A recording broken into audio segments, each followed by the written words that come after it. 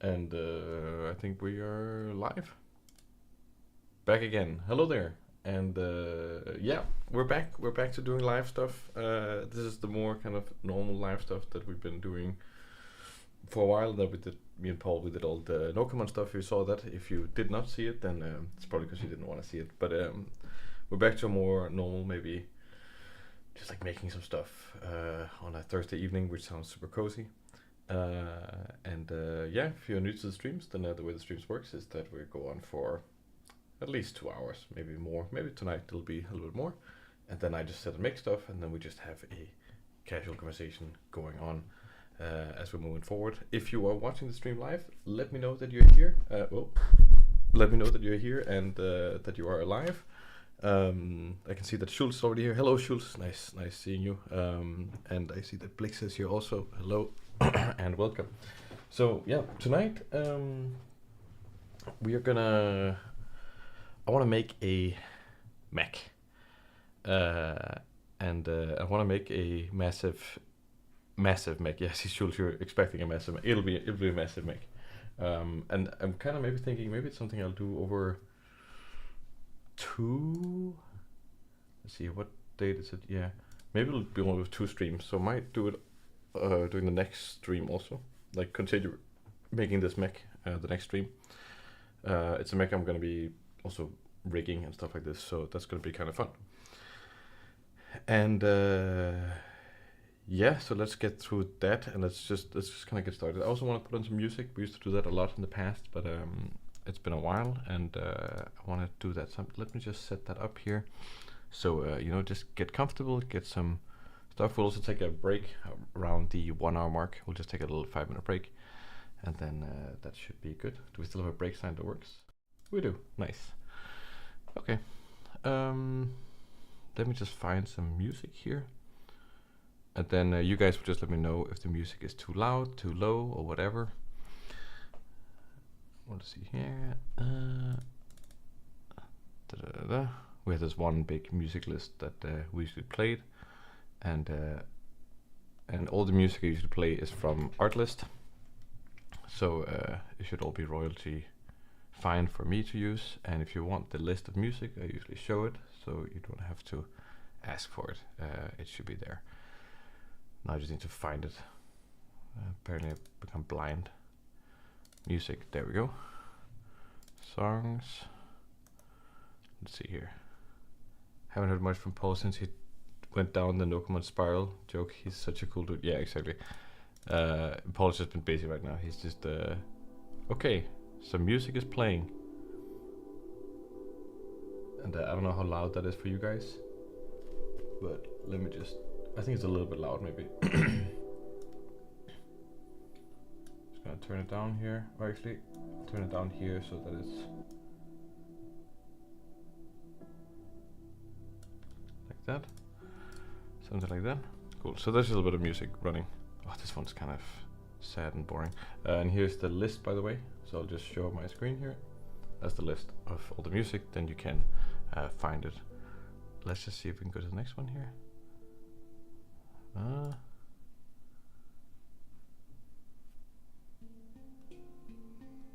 That's weird.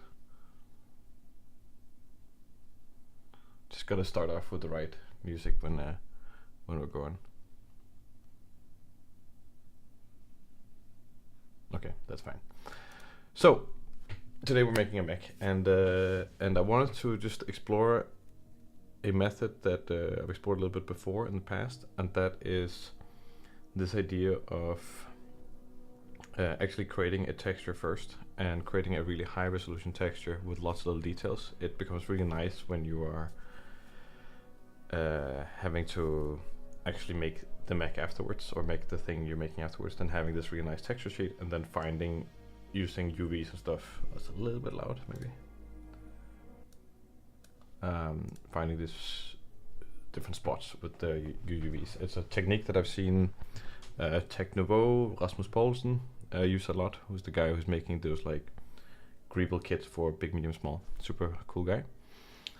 And I've been practicing using that technique for a little bit, and I think it's actually kind of fun. And the idea is basically just that you're collecting textures inside of Photoshop, and then you're slowly painting. So just for the next 20 minutes, I'm just gonna be chilling and painting on this texture sheet. So whilst I'm doing that, please feel free to ask questions, and then we'll move into Blender along the way. But have I been working on my toon shader? Have I been working on my toon shader? I did do some stuff with toon shader stuff. What the hell have I been? Yeah, but actually I've been doing a lot of stuff with toon shaders for a project that I will hopefully get to reveal at the end of this month.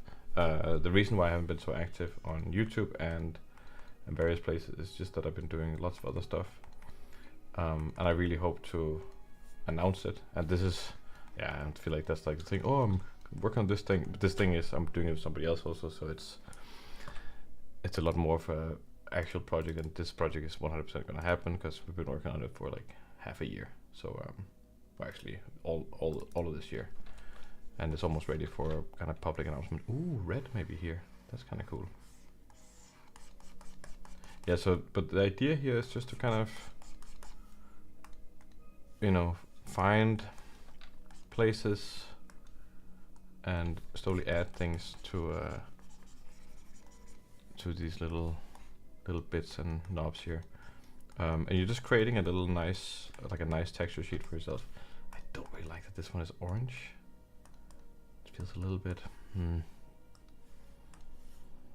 I could go here. Maybe I could just increase the tolerance here a little bit. 25. It really doesn't want to grab that thing there. But yeah, so this is just please ask away questions, and if you're watching, let me know that you're here. It's just always nice to know who's watching. You don't have to take part in the conversation, you can just, you know, chill and watch, but it's just nice to know. Hope that everyone's had a good summer. Now the summer is definitely removing itself from our presence, which is somewhat sad, but it's good. I would say for me the biggest development is like, how's the weather? The weather is, it's okay. It's like, you know, the problem with the weather is that that in the past, this year especially, I've gone like full ham into training. So like training physically, and what I'm doing is I'm basically doing calisthenics. So it's just body weight training, not using any weights and stuff like this. And that's not because using weights is stupid or anything. Like, using weights is insanely smart. It's way more efficient.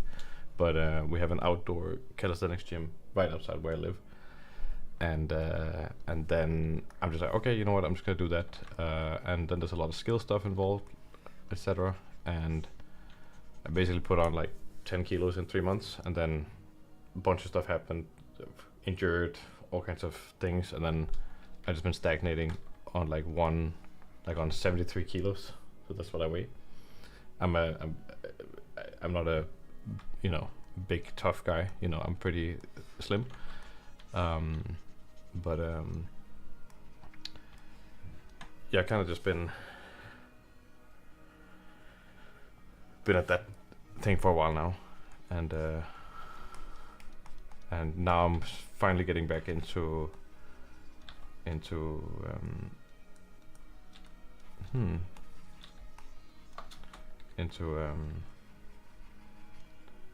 training properly again, and gaining weight and gaining muscle and that kind of stuff. And it's great, you know, it's great. I'm almost hitting 30, and taking care of your own body feels really adult and awesome. So that's great.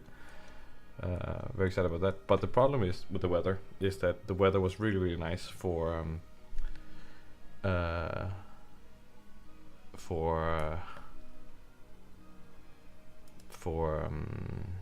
training outside, and now it's getting colder. So like, damn. But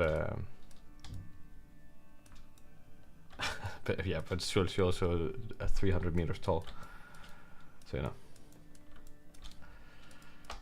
it's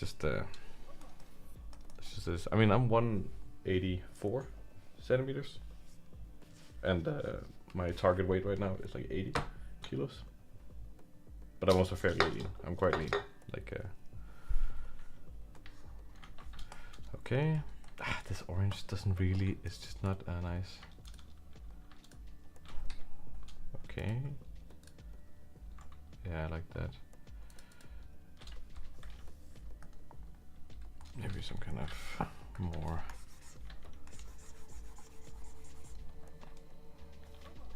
And then remove that. Okay.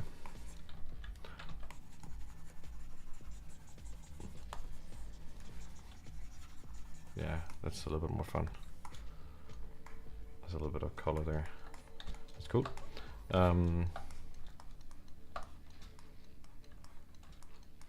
You're tall. I'm taller than I expected. Okay. Well, I'm 184. So yeah. No, I mean, I'm taller than average. And that's also like, you know, if I'm 74 kilos, 73 kilos, then you'd be like, shit, bro. You know.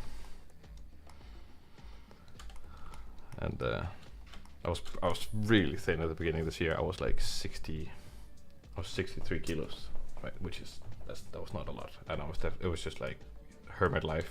And okay, we're getting somewhere interesting here. I kind of want to add some scratches and stuff to everything. How do we do that the best way possible?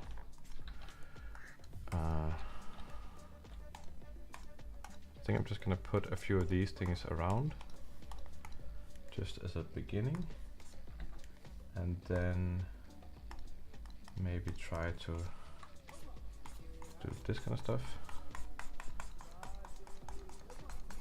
There's already a lot of scratches and the stuff, but this is just to kind of do some things here. It'll make sense, I hope. And then we take the thing, duplicate it, and just stretch it a little bit. There. Merge these guys. And then just do that. There we go. Merge layers. Then I think I'll just put this around here. Just see what we get. And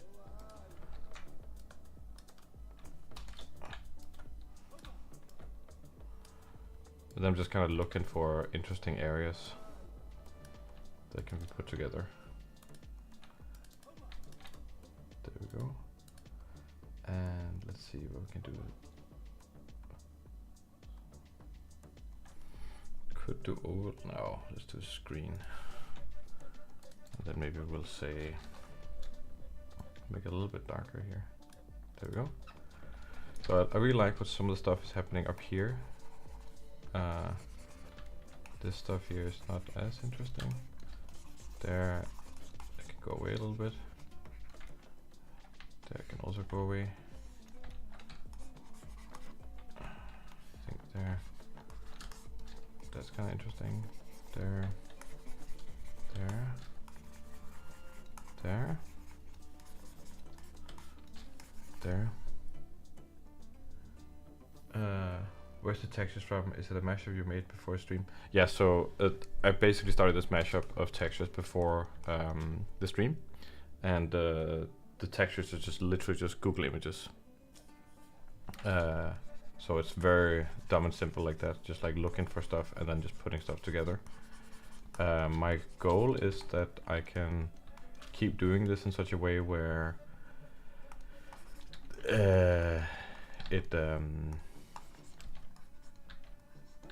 that I can reuse some of the textures I already have, and then take a bit from here and there, and then make new texture sheets, and just but I haven't reached that kind of level of productivity yet with the stuff. So now I'm just adding a little bit of hand things to each corners, and it is a tedious process, but it really does make the difference. Like that you put in some love, and you can think a lot about it. Like, it's very meditative. It's very brain dead to do this kind of stuff. And I would say there's not really a rule to this kind of stuff here. It's just like you're just feeling it out. But I really do find that it's way better to have a really simple piece of geometry and really good textures than having really good geometry and bad textures. Textures can just do so much for a sense of realism and like our perception of detail, and they can get us so much further than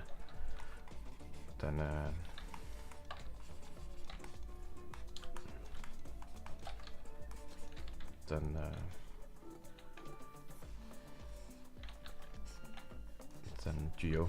Geo is also important, but it's really depends on the use case. I think, especially for stuff like concept art, then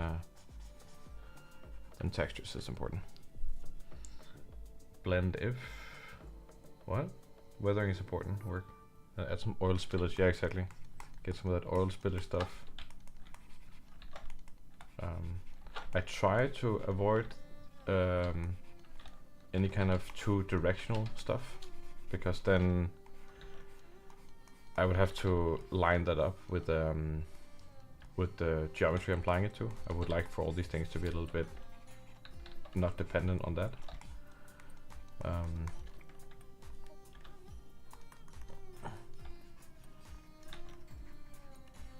I add some of this orange stuff here? This looks pretty cool. This music is so weird. We need to add some different music to the list. I'll do that in the break. I think I just want to add a bunch of electronic music.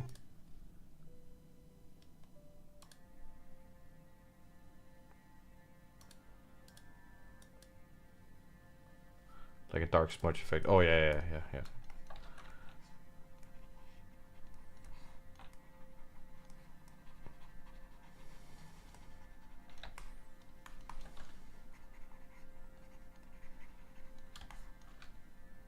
You're not doing more music, that's good. I mean, me and Paul, we want to do some more stuff with the no-comment stuff, like at some point. We just don't have the time right now. But it was insanely fun. It was absolutely ridiculously fun.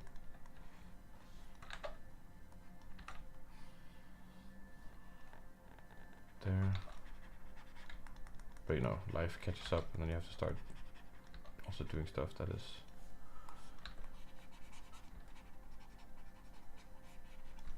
there. Nice. Yeah, looking pretty good here and there.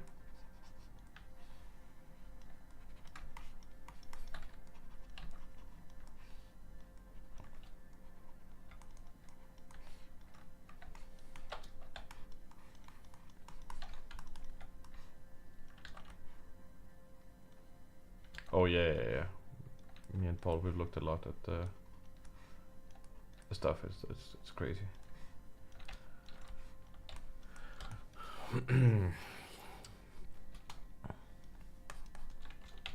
No, but I have some really exciting projects coming up. Some exciting announcements that I can't wait to share with the general public. It'll be great. I'm also doing a YouTube video with some sponsored content. Even though I've always kind of been like, no, I don't want to do any sponsors, but there's a reason why I'm doing it with this specific company, and it will make sense when that comes out, and that's happening this month also, at the end of the month. Manscaped ad incoming. Exactly. You know, it's like I mean, sponsors obviously is a part of the way YouTube works, and I think some YouTubers are really good at doing the whole sponsor thing. I was just like, okay, that's just not my line of work. I like YouTube, but I'm also doing other things, and if you want to be good at YouTube, you have to make it a full-time thing. It's very difficult. I really enjoy these streams though. It's very low effort for me. and yeah, it doesn't give as much, of course, as like making a good YouTube video, but it's pretty fun, and I get to talk to people, which honestly, it's just a lot more. Somehow, it's more meaningful. If getting to talk to just 3 cool people than having 100,000 people watch your stuff. So good. Okay. Okay, I think we have our texture at a. How's the game going? I haven't worked on the game for a while, but I have been working on something else, and that's again also it's game related. I'm working on a different game with a friend. Dun dun dun. It's gonna be epic. Okay, cool. Yeah, I think we have our texture right now. Maybe I'll just reduce these things a little bit here and there. Just see some stuff in there. Yeah, that looks pretty good. I think that can go there. I'm gonna save this texture. Save as. I'm gonna save it in here inside my mess. We're gonna make a new folder called Mech. And we're gonna just call this one. Oh right, you have to do the stupid. I guess we'll save the Photoshop file also. Where the Mech go? Texture sheet 01, and then we'll save copy as. Just a JPEG should be fine. There we go. And now it's the time to actually do the stuff here. Okay, now we're in Blender. Now we have to do the Mech. Saving like a boss. Exactly. For those of you who don't know, I'm an infamous not saving person. For the past 3 days I've been working on a project that I just didn't save, and I kept relying on Blender autosaves, and I kept losing work, and I was like, maybe I should just save this thing, but I didn't. I can actually show you what I made. It was kind of fun. Warp. Wait, I have it with sound actually. That's pretty cool. It's like this. Where the heck is the...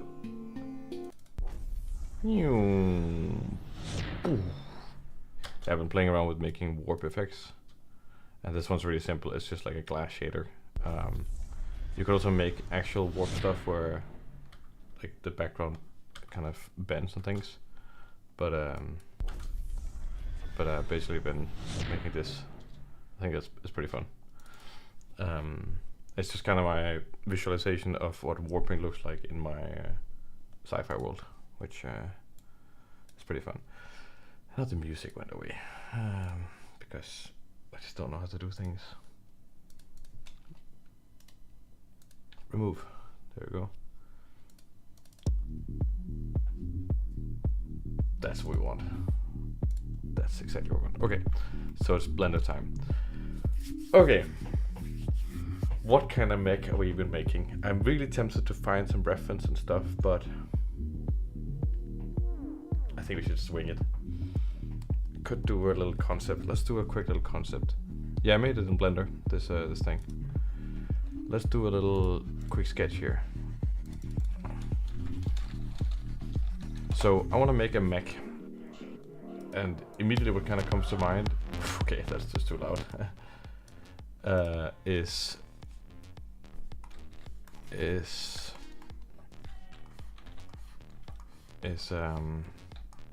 some kind of mech from like Evangelion, right? But I'm thinking maybe we can actually, let's just get a good brush here. Let's get something simple. So an Evangelion mech would be like kind of would have this like hunched over body, very long legs, you know. And let's see here.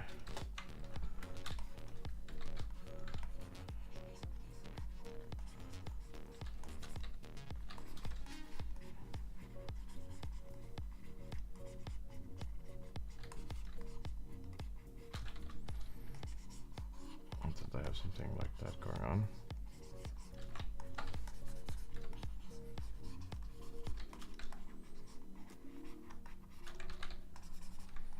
Okay. You know, and then they kind of have those things like that.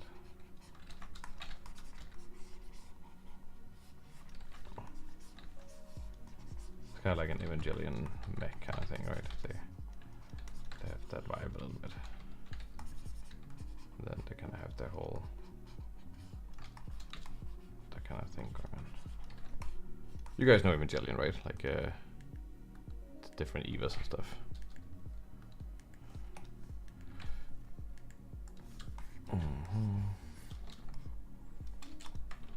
Yeah. So is it something like that we're making, or something? So I'm not making an Evangelion mech, but I'm just thinking, is that the kind of vibe that I'm doing? I think maybe we're doing something a bit more. Let's see here.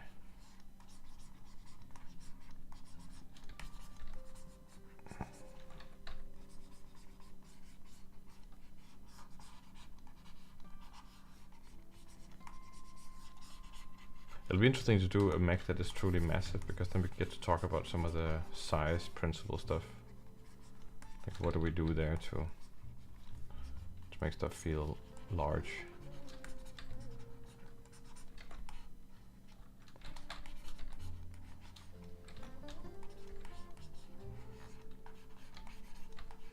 Let's see here.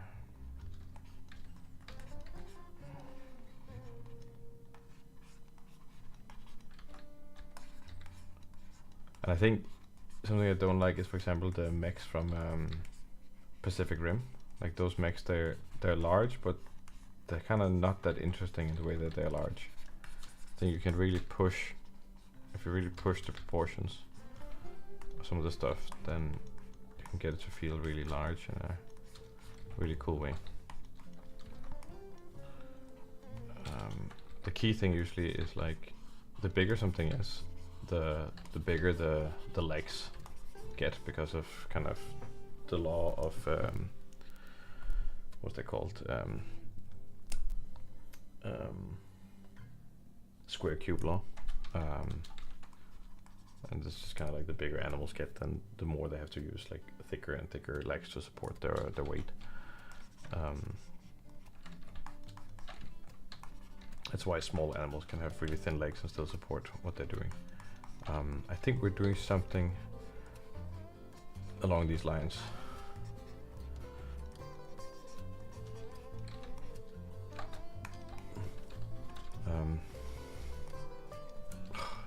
All this music is just like bizarre.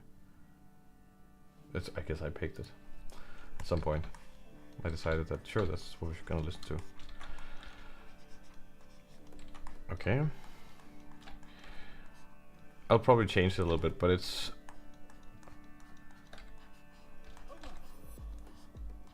could be something like that.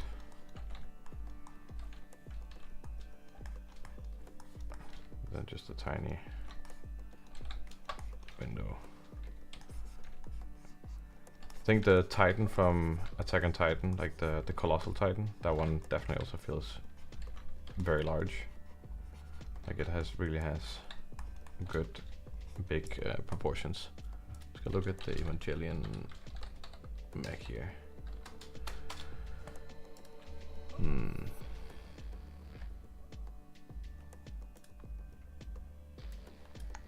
they kind of look like this.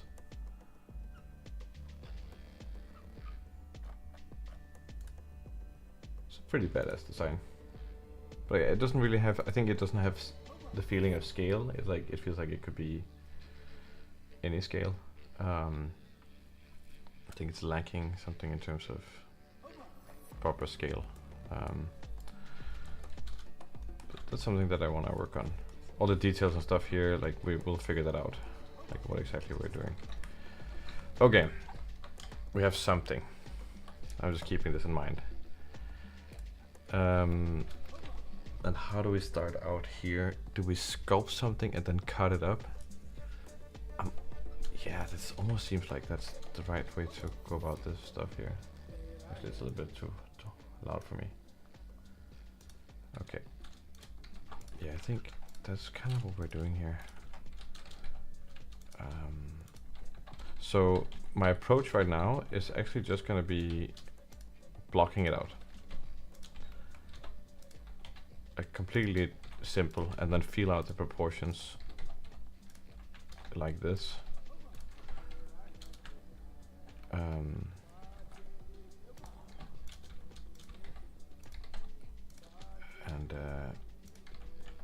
And I just find that to be consistently the most reliable method to do the stuff that I usually want to do. Let's see here.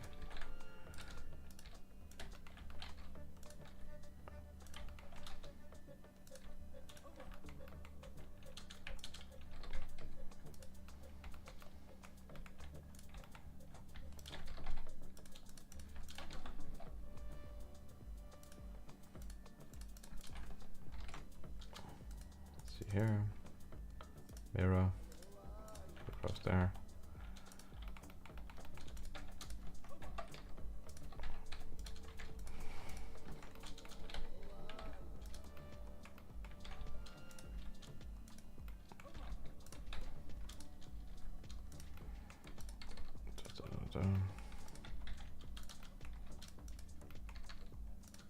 Yeah, if there's any questions about the process or anything that's happening,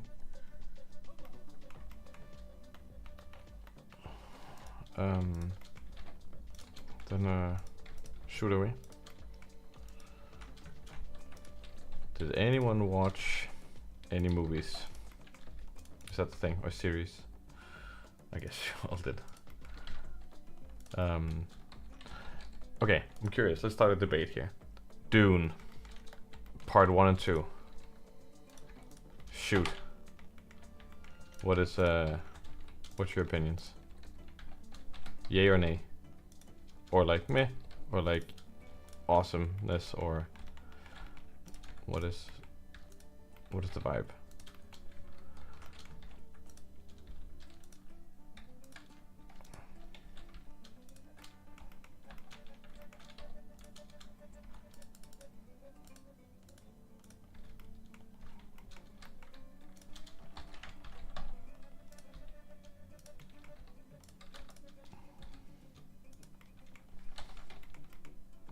Haven't seen the second one. Okay.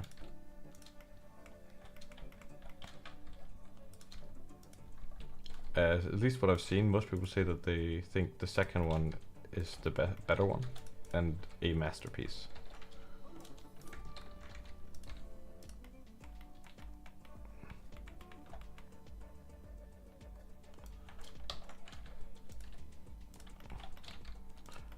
I think both of them were great cinema experiences. And I think that's it.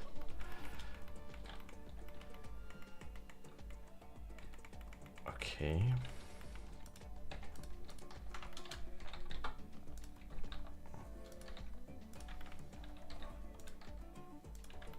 Or what about Rings of Power or Rings of Poo Poo? Is that something that people actually can make themselves watch?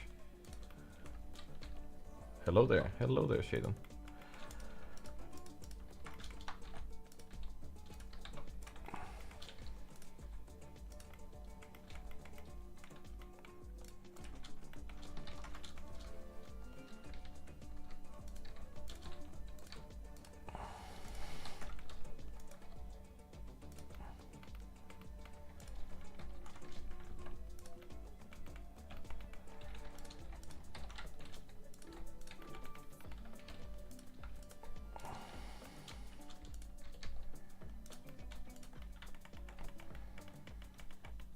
So right now I'm just looking for proportions.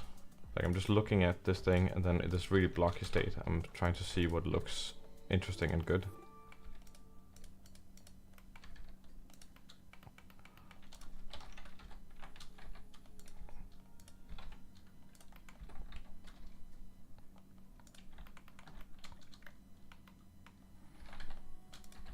yeah, I mean the show is just not good.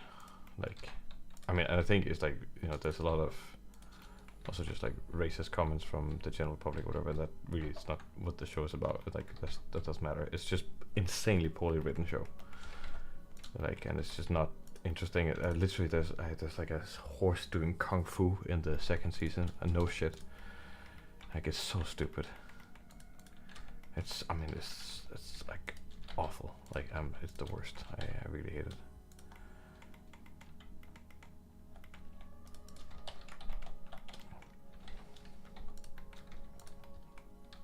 Yeah, I mean, yeah, it's really just makes no sense.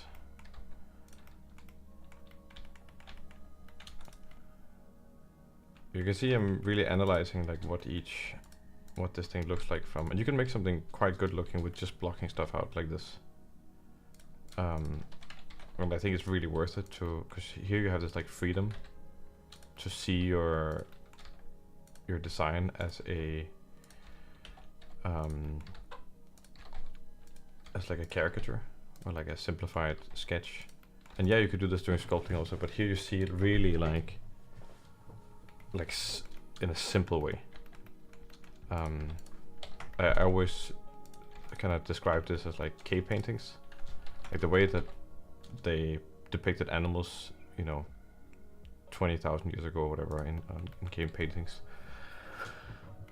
That's kind of this like really raw interpretation of like how something just looks. I guess it's like a silhouette or whatever. And I think actually just these things that kind of worked. And seeing your stuff that way can do a lot. Oh,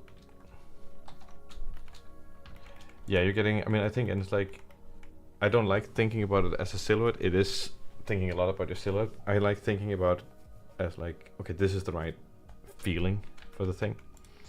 And if your design works in this kind of caricature, then you probably have something that is really universal, that will work even when it's like really detailed, if you can maintain that feeling. But this feeling can be difficult to find if you're already just sculpting and everything is like soft. I'm kind of liking this like head here, but I can't figure out if the head should be more front or more back. I think if the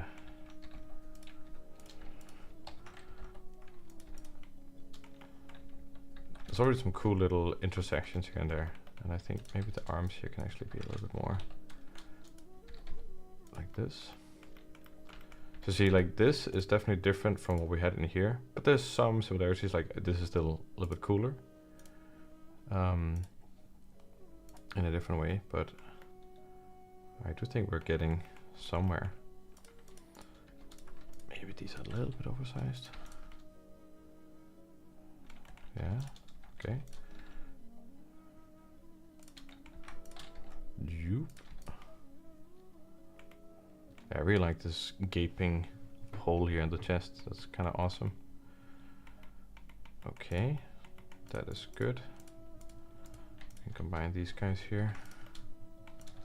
Do I have that? You can even do stuff like this, right? Where you're like, oh, okay, is that the cooler version where it's like really wide? I think that, oh, actually, not opposed to it. Like the slightly wider leg stand. Yeah, actually, I like that. Yeah, that's good. It makes it feel a little bit more massive and blocky. Yeah, there's something about the thinness of the arms that I just really like. They sit all the way out there. And then maybe we could do something with the hand here. And as you can see, I'm just reusing the same pieces a lot. I'm not really making new pieces for each thing. I'm just kind of doing this here. Because I'm gonna sculpt on this anyways. You know, so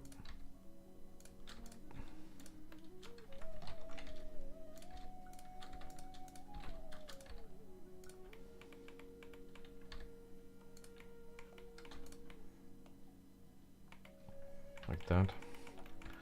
I'm tempted to put in some cylinders just for like having some rotational stuff here and there, just to keep those kind of things in mind, like where do things rotate around.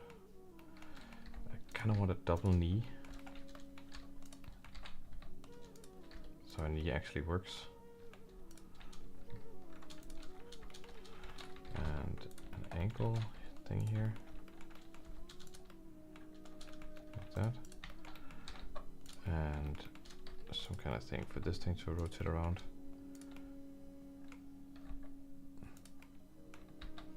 You can have slightly different angles, that's okay. Doesn't have to be perfect. Yeah, that seems fine. And then maybe, oh, this is really interesting with like shoulder joints, like how you do those properly. Yeah, there we'll figure something out there, like how to have a really nice shoulder joint. Because with robots and shoulders, it's there's some interesting ways of doing them if you want to do them mechanically correct. We're gonna try something too. Okay, got all these here. Maybe just join. We'll just do these things there. The visual origins. Boop. Boop. And mirror to the other side. Cool. Oh. If we just look at this guy here in normal, then yeah, we have all these rotation points. Yeah, quick shape is a pretty cool add-on. I'm just so used to doing this now. I think also in sculpt mode now, right? You can use the box trim, like doing some stuff, like that kind of stuff. Works better when the mesh is. Like, do I need these guys? Oh, didn't do that. Yeah, whatever. There. I'll just reduce the size of them a little bit. They're just for reference. Okay, cool. Okay, I'll take everything, put it into new Mech here. Mech. Yeah, it's a post 4.2 thing. The box height thing. What? Yeah, it's like not hiding. It's like actually deforming the mesh. Duplicate collection. There we go. Take these guys and Control A, visual geometry to mesh. Control J. There we go.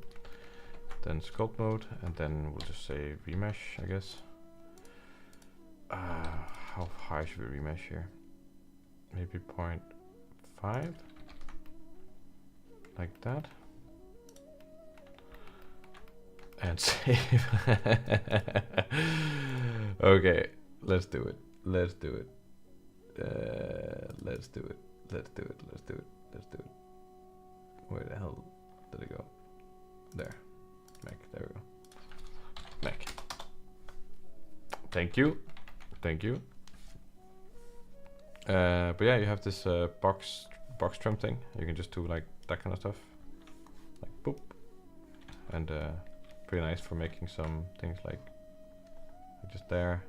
You get perfectly nice things. I can relax again for 15 minutes. Yeah, and basically I just want to use this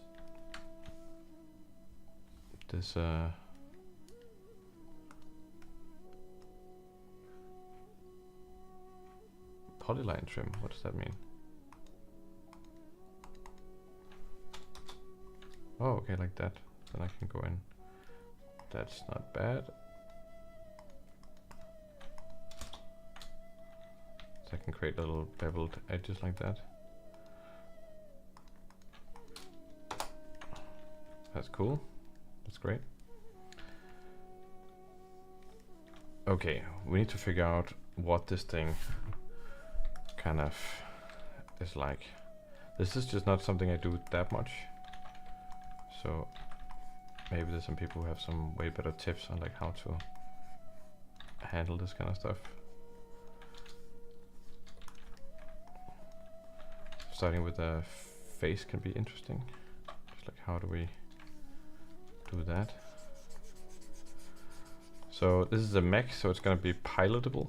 So there's gonna be some kind of pilot thing going on there.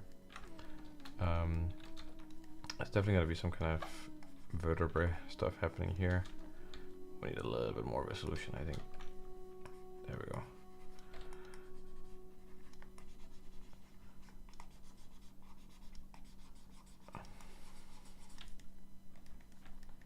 This is more like I'm sketching this thing out. Like that's what's happening right now. I'm trying to figure out how everything's gonna be on this thing. So it's gonna be a little bit messy here and there.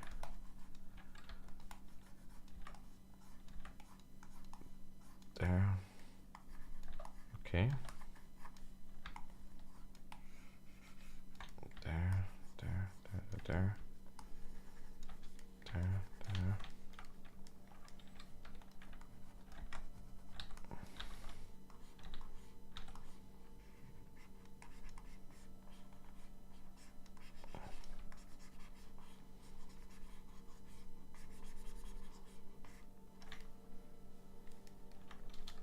That's kind of cool that it has this like cavity. Don't hate that.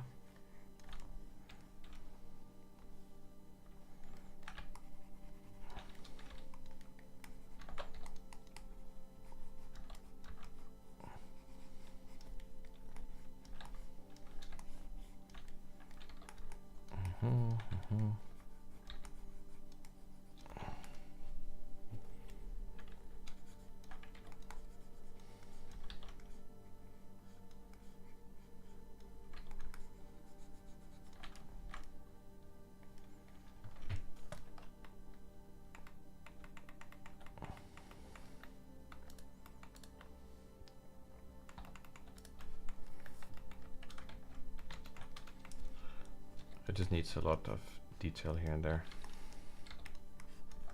That's the big thing.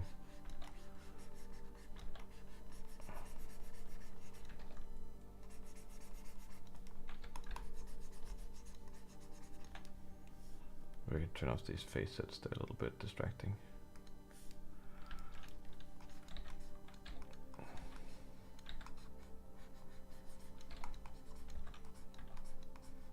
Some kind of plates here covering this whole thing. And then there's this brush called it's just a flatten brush. We can make things with the scrape brush. Yeah, it's a scrape brush. Then you can make things kind of a little bit plainer again. If you needed to. Must be really nice for making beveled edges. Get that kind of stuff going on there.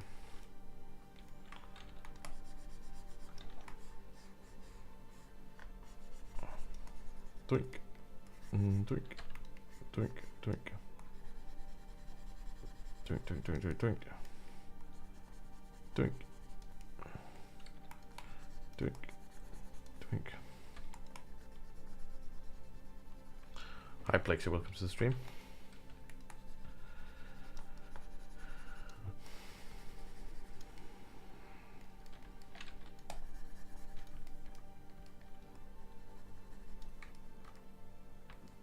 There.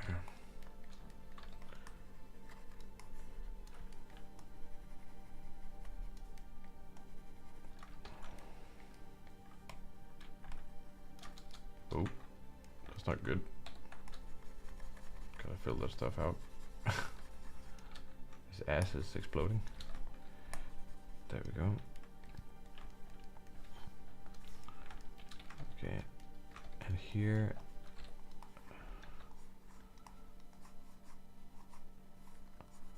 I'm also just creating a general shape. That's kind of what's happening, you know. And then, oh, if I want this thing to rotate, I think I want some kind of cylindrical thing happening here. But I also would like maybe a piston-like thing in here, like something that mimics a bicep. So maybe a shape like that. And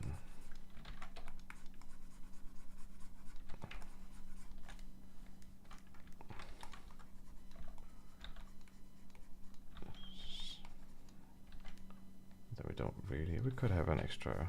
We could have a thing on the back here as well, just to mimic. It's like a tricep. Could do back face only, front face only. There we go.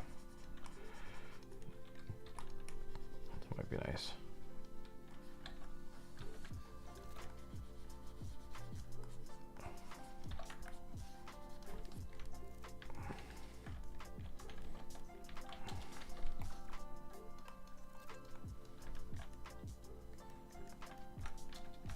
There.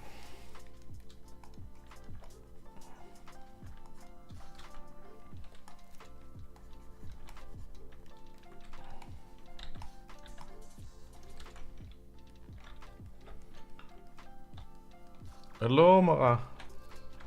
Long time no see. How are you? Where are you actually? Are you in? You're not in Canada no more. You're still in Canada.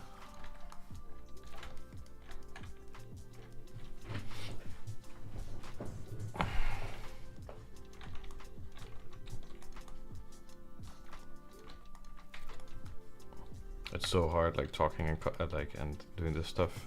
Drawing is a lot easier for me to do whilst talking. Well, maybe actually you guys have seen it. Maybe you know that that's not the case. But with in 3D, it's a lot more. I don't feel like I'm thinking much, but It's just whatever center I'm using for making 3D is linked with talking.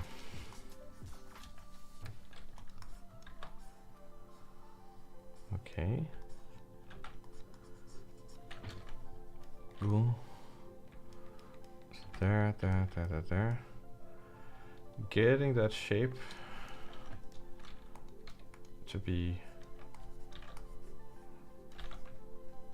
somewhere-ish. Scrape, that's what I need.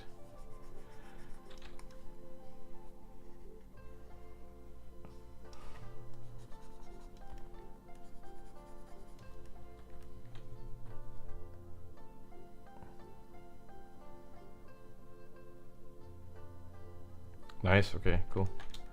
That's good. No, but it's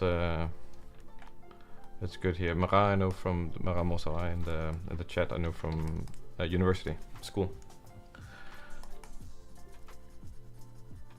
That's like the nicest thing about having been to school with a bunch of people also in the industry. Then suddenly you go to like a conference or you go to a thing, and suddenly you're like, right, oh my god. The best thing is that you know, some people from class they've been watching these streams, but then Cora, also a classmate, she watched when we were doing Pokemon. Me and Paul were doing when we were drawing a bullshit Pokemon. Not any of the serious stuff we does. She's like, no, I'm not gonna watch that. I only okay. So for work, I make it for concept art only. But I'm doing some projects right now that are about game development, and then there I'm making 3D models for games. But these are my own games, own projects. I don't really have any desire to be a 3D artist for a game company or something like that. That's not really where I want to be. Okay. Definitely needing a lot more stuff here and there. Like these things feel a little bit not great. Don't know what these things are.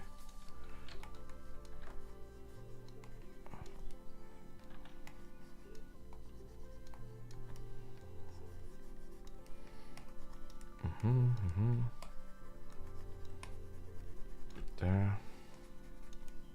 There. There, there, there.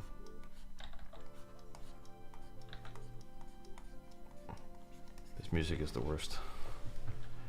I promise you in the break we're gonna switch it. See, now I'm not sure about the silhouette now that I'm seeing it from this front here. Like out here, I think I really like the legs. I think the arms,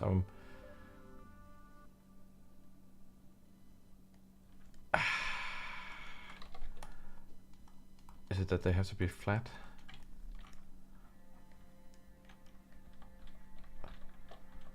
No. Is it that they have to be Eva-like? Oh! Oh, there's something about that actually that I do like.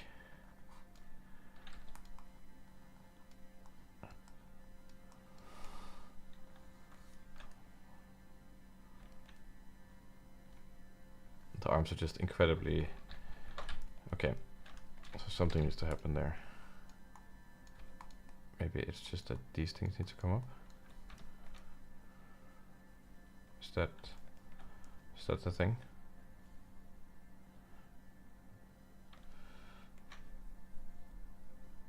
Yeah, I'm gonna model, rig, and the whole thing. And this is for a project for the end of the. Actually, this is for a project with a sponsored for sponsored video.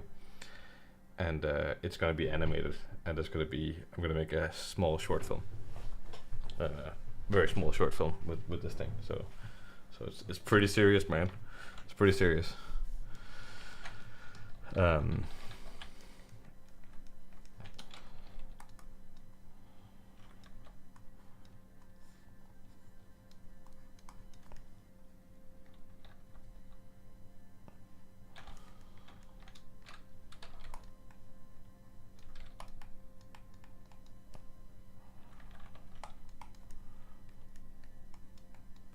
I kind of think that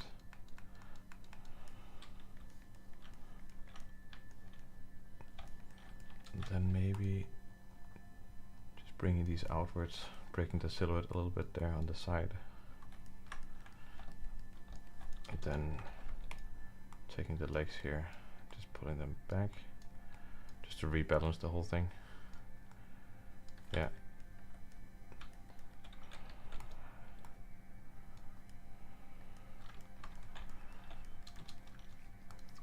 Definitely some of these shapes are gonna change, but overall it is heading in a direction. Like all these shapes are still insanely lumpy, but they are coming along.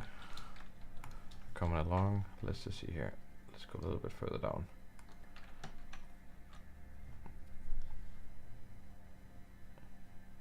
The moment I start focusing on animating, you know. Mara, you could be very, you should feel safe. I do not have the fucking patience for animation. I actually think it's really fun. I really like,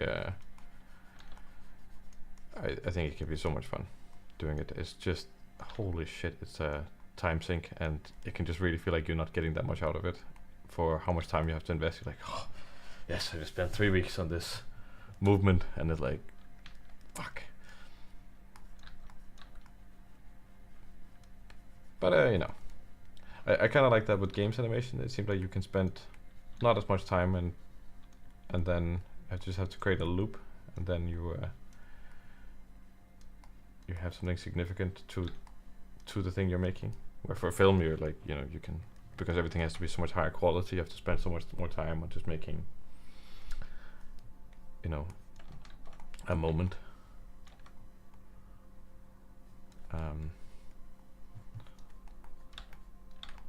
Maybe it's some kind of rib-like structure without being ribs, but it kind of just echoes the idea of ribs.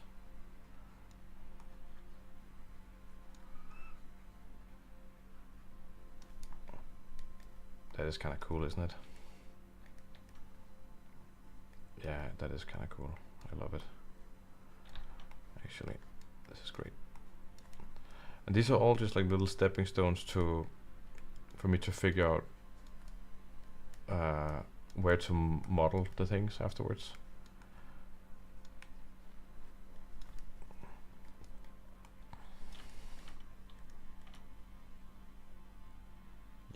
that just adds so much quality to the thing here.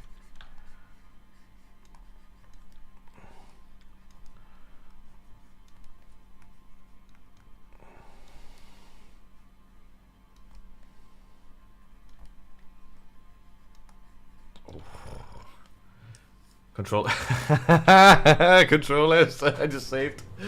Oh yeah, that was good. I was just thinking about taking a 5-minute break.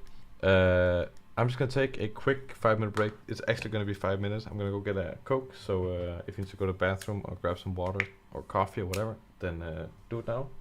See you guys in 5 minutes.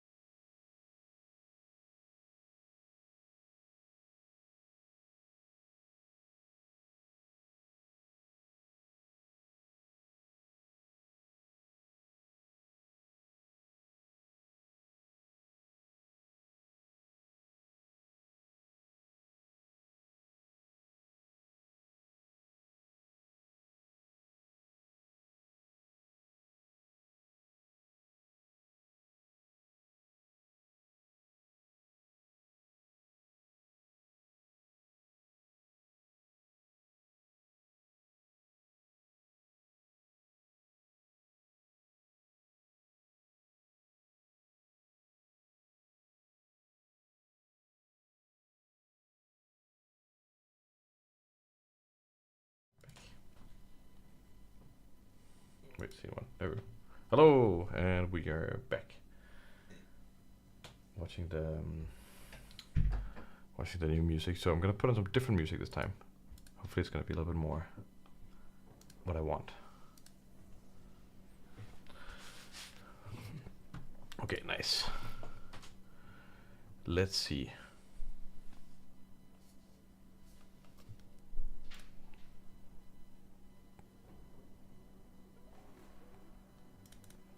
This is a weird one. Okay, let's get back into sculpting on this guy.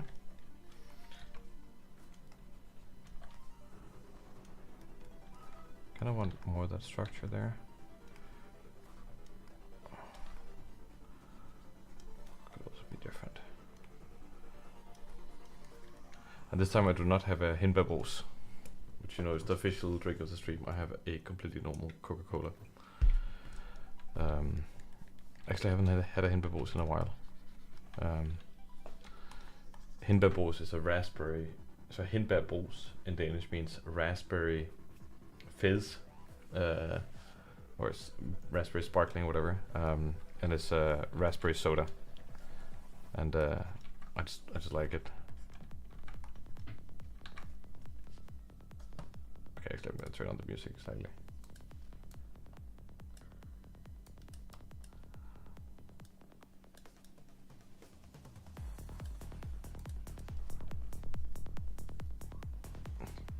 Used to work with the tuba.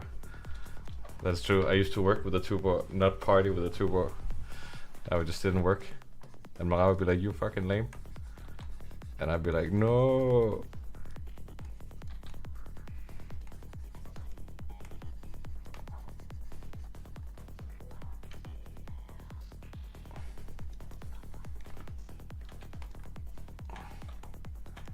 You know, it's funny. Like when we went to school, like to university, then like we had to do this introduction thing, right? So everyone's new basically. Okay, the music is too loud for me to tell the story.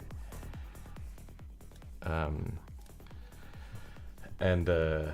I get paired up with Mara, right? Like with Mara, and you know, nobody knows each other, right? And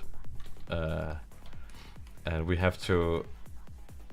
We kind of just have to talk to people randomly, and we have to tell each other something about ourselves, right? And then afterwards, the other person has to introduce the other person. So I had to talk to Mara, and then introduce something about him, and he had to talk to me and introduce something about myself. And I think he didn't quite understand what I was saying, which was really, really funny. I think he was like, "What the hell are you saying?" And I forget now why it was funny, but basically I said that my bed was a mattress on the floor, and I think he heard it as something different. And I think he basically, when he was presenting, he's like, "I have no idea what I'm saying, but I remember the sounds of the words, like blah blah blah." And I remember Mara, it was something about like he had sailed around Corsica by himself twice, or Sardinia. Was it Corsica or something like this?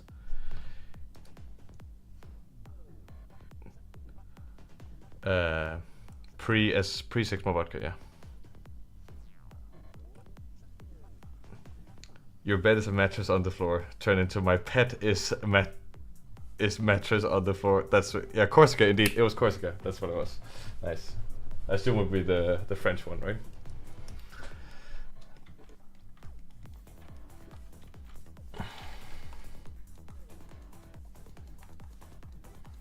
That's exactly what it was.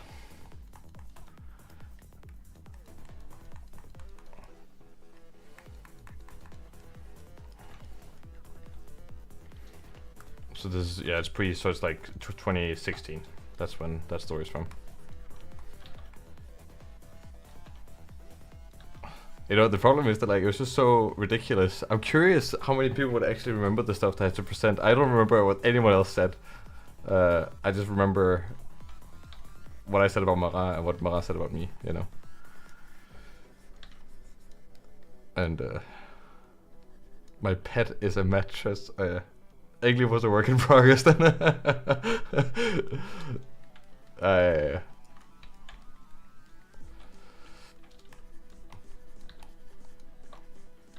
now you're in. I mean, you've been in Canada now, in London now. Your English must be flawless.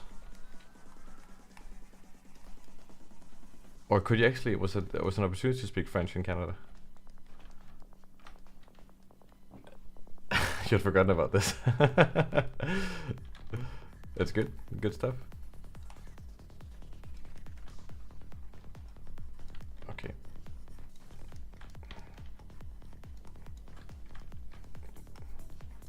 Oh, I really just want to texture the robot. The problem is it has to be, you know, retopologized and all this stuff to even get close to anything usable.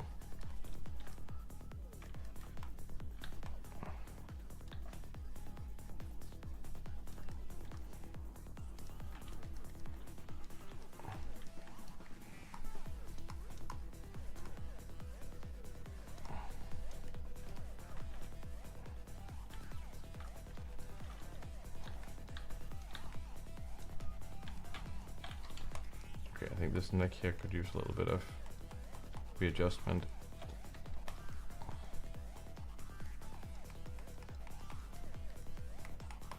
Then, you know, the back of it could definitely use a little bit of like a different kind of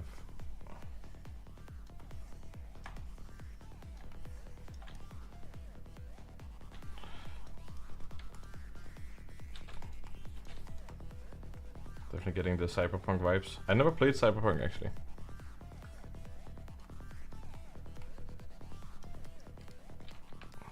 I think, you know, I just really did not like The Witcher 3. And then I think I just got, you know, like, you know, lost faith in CD Projekt Red. I mean, they're awesome studio, of course. Like they know how to make games and stuff like that. It was just not my cup of tea. I was excited about Cyberpunk, like, oh, but the problem with Cyberpunk for me was that it was a bit too much cyberpunk. It was like, it's called Cyberpunk, and it's like, what's the angle here beyond it? Like, this is just cyberpunk. I kind of missed that. What is your take on Cyberpunk? And the take on Cyberpunk was that it was cyberpunk to its core, which I think almost hadn't been done, you know, anyways. So I guess a lot of people resonated with that, but I kind of needed, like, okay, what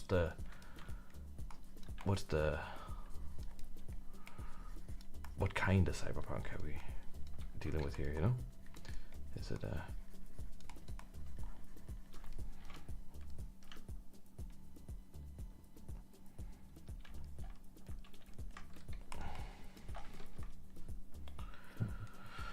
okay.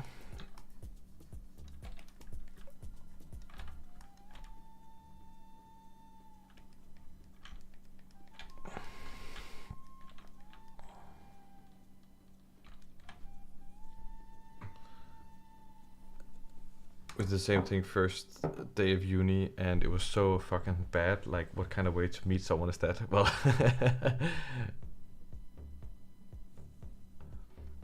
actually, this was one of the first day when we were all in. The worst part was the part of the exam was some team game, including improvisation game in English. The panic was real that day.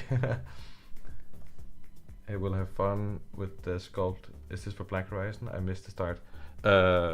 Is this for Black? I mean, listen. The way it works with world building is that you make something and then you make it fit into the world. You know, that's not how you do it, but I think that's a strategy I've been using a lot. So let's just assume that this can be in the world. That's just how you get a lot of stuff done.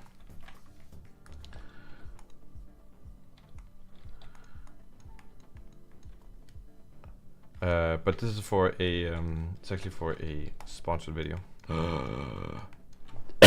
The first sponsored video on the channel. Probably gonna be the only, well, maybe not the only one, but, and it's for a very specific reason actually. It'll make sense. It'll make sense. But that's later in the month.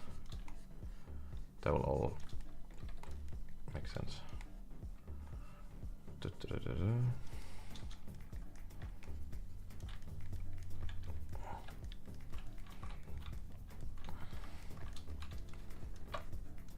Well, it's so nice that people I know join. I mean, I'm beginning to know a lot of the people who are watching the streams, but you heard it here first. Manscaped, fuck off. I mean, I would totally, just because the stream now, if Manscaped was ever like, you know, you really seem, your beard is awful, we need to shave it, don't you want to be sponsored? It's like, okay, let's do it. But I guess Manscaped is for your balls. I guess it could just be for anything. Whatever it is, if it's for your balls, I would use it for my face. Getting the William bag. Yeah, nope. That's not what's happening. It's not that I'm getting the bag. That's definitely not the reason. It's it'll make sense. I'm not gonna say any more than that.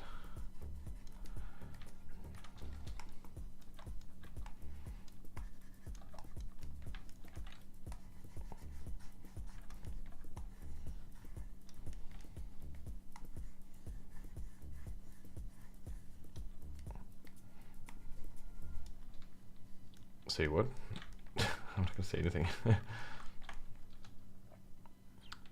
Oh, you just realized the mustache is missing. I haven't had a mustache for most of this year. And you know, like, it's really funny. So there's this, do you know, there's this restaurant chain called Pinchos. It's also called Pincho, the app restaurant. Whatever. You go in and you have an app and everything's decorated like a circus. We have it here in Denmark, maybe also in Finland and some other places. And we went in there once with some friends, and then and this has happened a couple of times, but no, actually, so years ago I went in there, and then I went in, and they're like, hey, do you have seating for 2 people? And then they're like, oh no, sorry. And then as I'm walking out, then somebody behind the bar is like, but your mustache is amazing, by the way. And I was like, thank you. And then I had to leave. Then 2 years later, I come back and I come in, and then this guy, and I'm like, hey, do you have seating for 4? And he just stares at me, doesn't say anything. He's like, yeah, we have seating right over here. It's like, okay, cool. And I could just feel, you know, something was about to happen. And he's just like, also, your mustache is absolutely amazing. And I'm like, oh, thank you. He's like, okay, cool. And sit over there. He's like, blah, blah, blah. And then every time I come back, he just happens to be there. And then he's just like, hey, mustache man. I'm like, yes. And then that's just like become a thing. It's happened 3 times now. And then also I come in there without a mustache, and he'd be like, hey, mustache man. I'm like, he's like, where's the mustache? I'm like, you know. And then last time I was in there, I went in, I was like, hey, do you have seating for 2? And then they're like, oh no, we're all full. I'm like, oh, okay. Then I start walking outside, and I just hear this like scream from the bar. It's like, no, mustache man. Like, it's like leaving. And that's just like, fuck, that was hilarious. And I tried that a couple of times, where just like people just stare. They're like, it's like, ah, oh, great. So I had to get rid of it. That's the moral of the story. Just getting distracting. Like, you know, it was the only kinds of conversations I could have.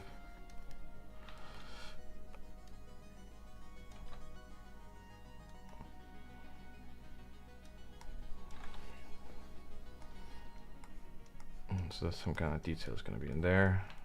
Not whatever that is, but some kind of detail there.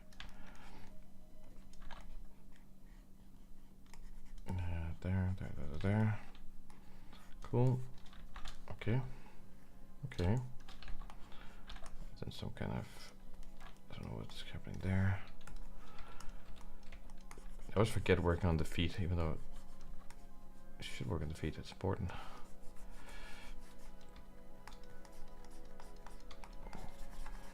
There. Maybe a scraper. What did Manga right here? If CD Projekt Red isn't your cup of tea anymore, how do you feel about games like Outer Wild or such? I haven't played Outer Wild. I haven't played the other one called Forgotten Island? Forbidden Island? I don't know, something like that. Forgotten Island.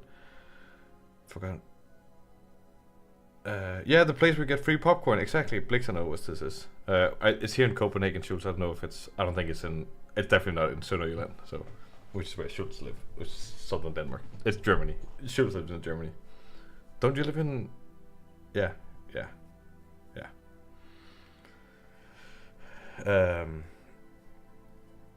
CD Projekt Outer Wilds. I think it's just that like I love Skyrim and that kind of stuff, and I definitely like some of these. I haven't played games in such a while. I probably would have enjoyed in Outer Wilds, but it's just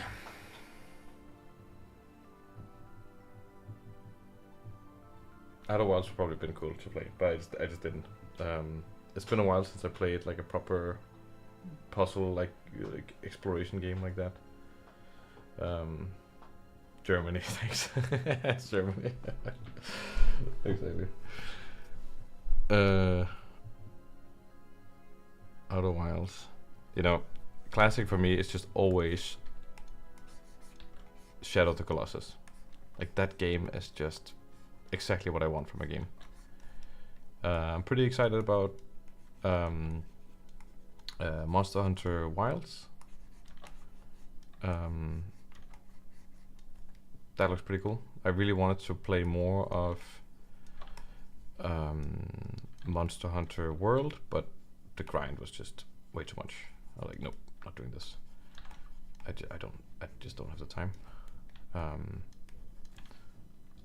And that's just the way the cookie crumbles, you know.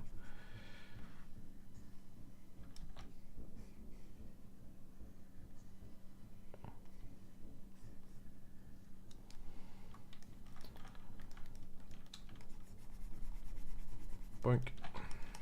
Boink. But South Denmark is good for me. If you ever come near here, I'll show you around Little Mordor. 100%. If I'm ever down there, I will 100% give you a heads up. You know, it's very, very rare that I'm there. Like, I can almost count on one hand how many times I've been in that part of Denmark. And Denmark's so small, you could just take a round trip in like a couple of days, and you've been everywhere. But hey, also I've been, you know, several years in Viborg, you know, which is northern Denmark, which is also in the middle of fucking nowhere. So I've paid my dues. And so has Mara. He's also paid his dues, lived in Viborg.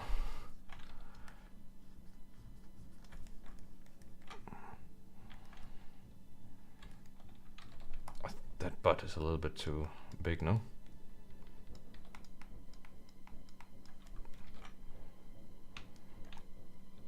It's good that I'm doing the legs before the arms, because the arms can be fun to do. But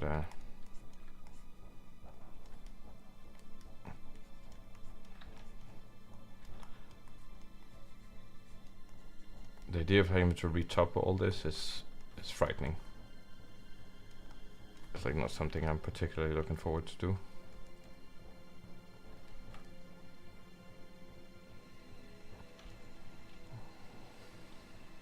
But it does look pretty cool. Oh, I really want to texture it. I really want to texture it. Let's see what it just looks like with a little material thing on it. Oh, we could do just a quick color pass. Let's start off with some Evangelion colors, just for the lulz. There's a matte cap up here on the studio. This one is really nice for color painting. So this is just poly painting like in ZBrush.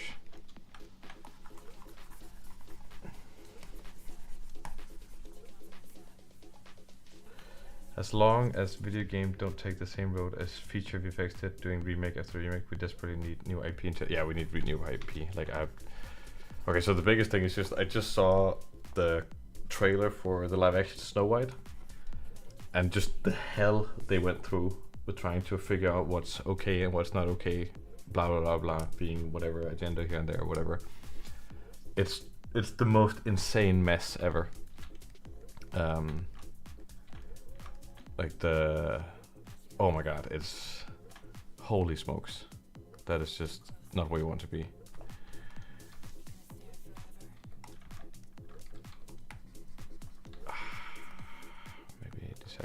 little bit and just darker. This can actually be a good thing to do pretty early, like doing a color pass. Something I do a lot when I'm drawing, and it just helps you see if what you're doing is actually working. Color just has a different way. Colors or materials or that kind of stuff just has a different way of like engaging how you perceive things. And I think the earlier you can verify these kinds of things, the more of a unique, good-looking result you can actually get. And it's also, you know, you can definitely wait with color until the end and figure that out, but it's just not going to be part of your process. Then you're going to think only form, only form, only form. And that can also be good, but I find that you get a less holistic end result.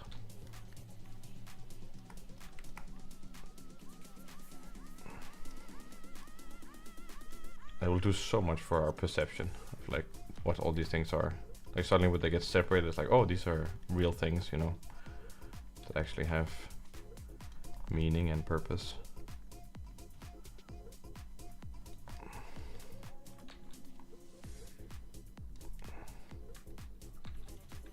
Oh,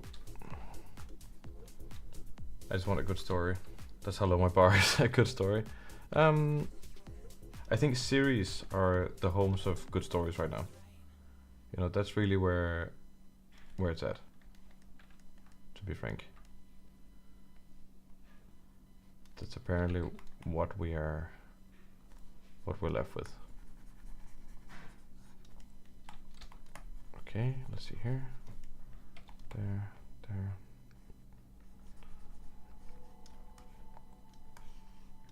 Is that how we do it?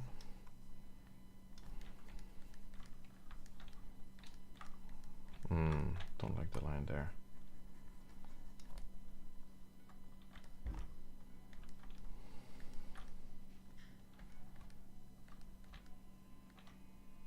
Dude, Orkin's making me rethink all my work. 6 more vodka, what? A holistic fantasy. Right.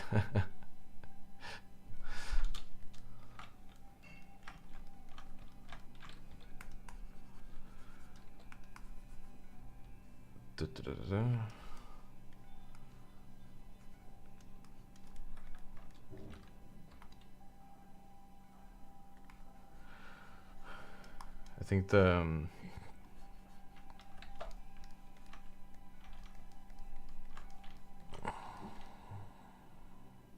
it's kind of like he has mutton chops, if that was called. You know what? There we go. That's that insertion there. That feels good. Maybe we can have a little bit of black here. Is that what's? Yeah, that feels good. That looks good on the back there.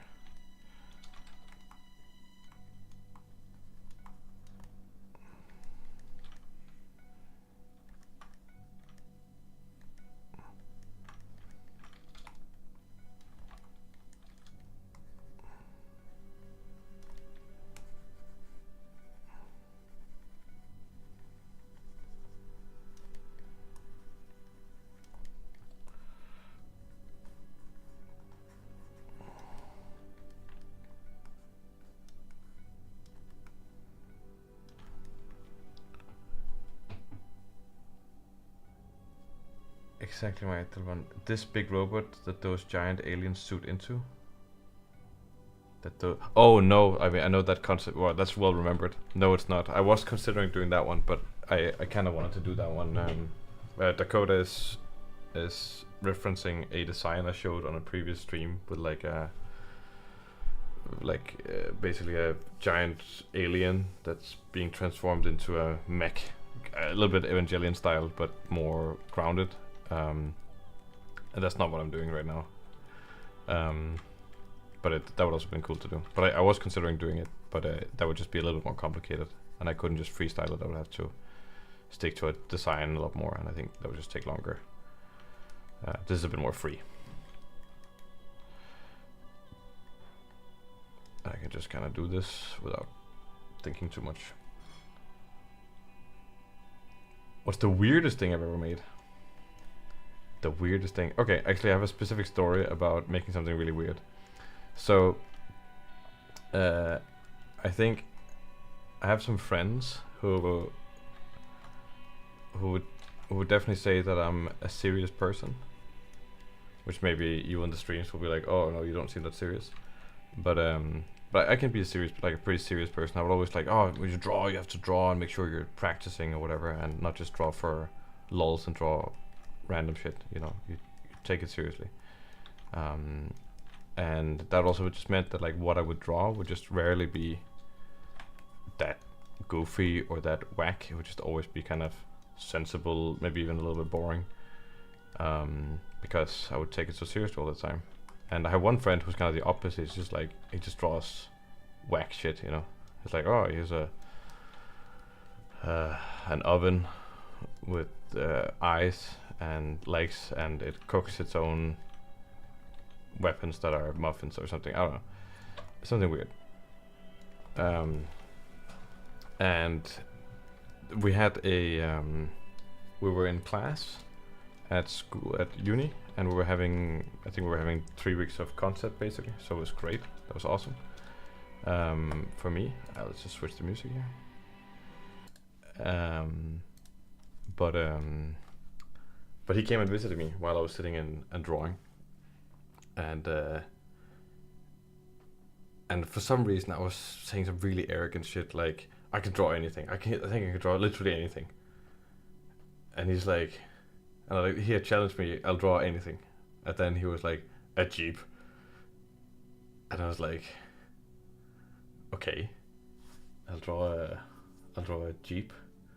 And he, wait, and I have it. Yeah, see you, Mara. Nice chatting with you. And I was like, okay, I'll draw a jeep. And I think I still have it. I was like, a jeep? Okay, I'll draw this. And it was pretty damn difficult drawing this jeep. And then for some reason, because he was sitting there, then I kind of felt a need to make it more whack or make it more weird. Because he was, I guess, such a weird drawer. So like, okay, I kind of have to lean into his thing now that I'm opening myself up or whatever. And then I was like, okay, I'm gonna make this jeep into a monster. And it's like alive. So I drew this jeep. I still have it here. And yeah, it's the same story. And we were just laughing our asses off. And then the teacher came over. I was like, what are you guys doing over here? Because we were laughing. And then I showed him what I was making, and he was like, he just began laughing also. He was like, this is ridiculous. I don't know if it's the weirdest thing I've made or drawn, but it's definitely, it's kind of weird. I was drawing all this from mind, you know, like I didn't have any reference. I was just kind of like going off this is from 2017, I think. So yeah, that's kind of my answer for that.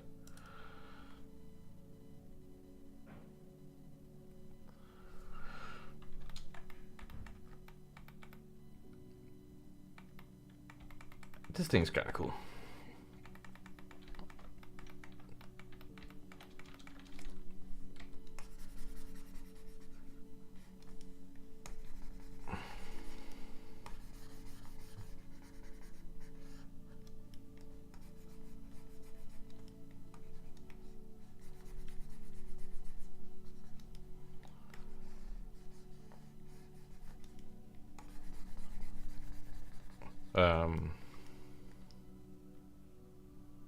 Like a rancor, exactly. It's like a rancor.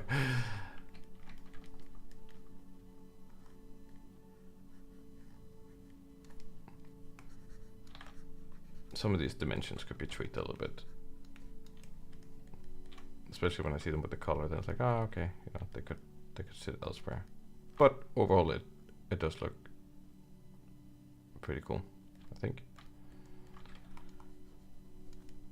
The question now are these knees, if they need to be also that color there.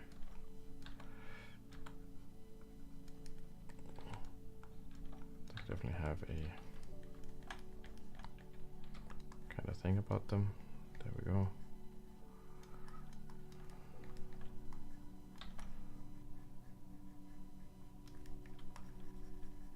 Yep. Yep. Yep. Yep. Yep. Yep. Yep. Yep. There.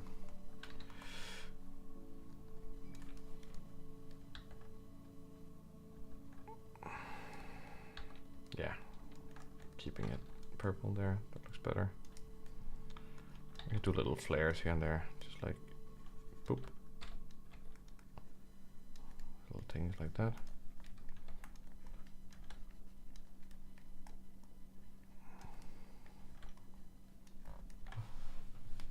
I'm loaded, so no prof. Wait. Did anyone of y'all job whilst at uni? If so, how did you balance it out? Uni has started and I'm thinking of quitting my job because I'm about to start pulling my hair out from the stress. Yeah, that sucks. The thing is that his job was huge opportunity because they basically recruited me. I'm loaded. Joke, I'm never gonna clear right now for uni.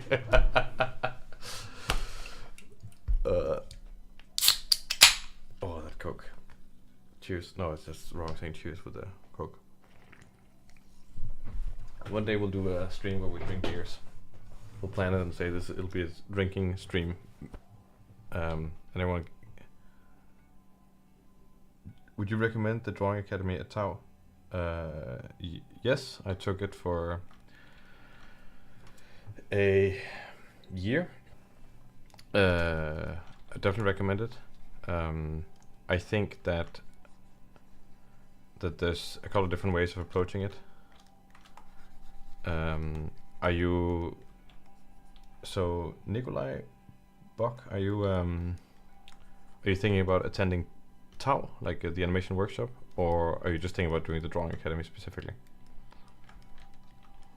And what are your goals?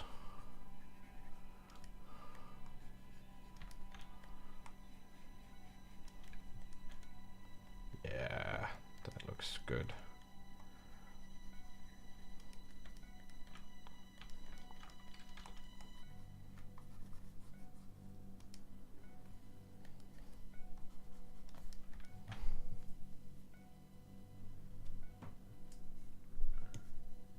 I started Noman here in the States and immediately realized that there was no way to support myself while I slept under a uni rig while my assignments rendered. Right.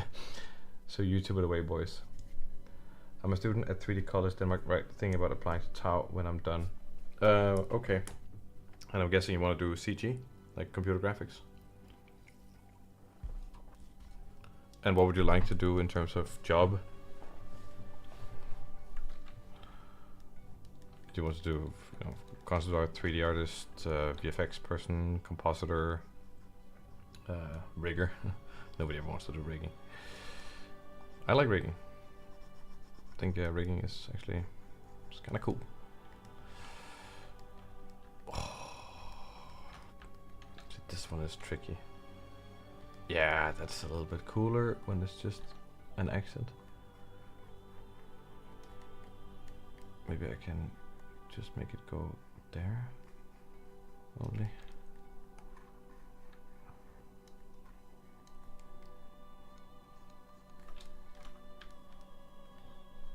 Yeah, CG. I want to do something in concept art, kind of props and vehicles.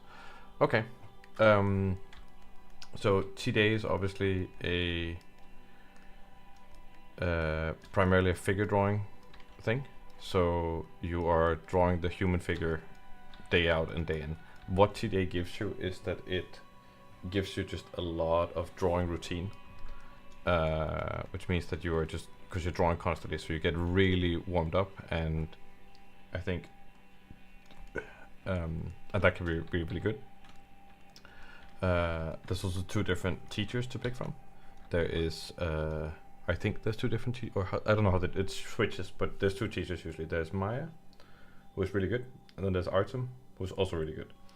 So Maya is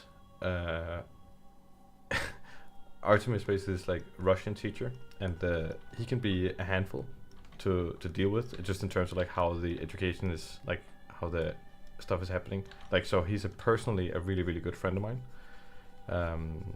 And you know, we're just good friends. But you just don't really. He has a way with the words. That's all I'm gonna say. You know, he has a way with the words. But he is the one you can learn more from. Maybe not necessarily technically, but he is the technically superior teacher. But the way he teaches, you typically learn more about what it means to make art. He's just a lot more focused on bringing out what you are specifically good at. But if you want to get technically good, then like just skill-wise good, then I actually think that you can learn so much from online. And then Maya as the teacher is probably the teacher you're gonna learn a bit more from. But I learned the most ever from Artem. In terms of like how I draw and make things that are the things that I make, and understand what I'm good at doing. And I think in the long run that has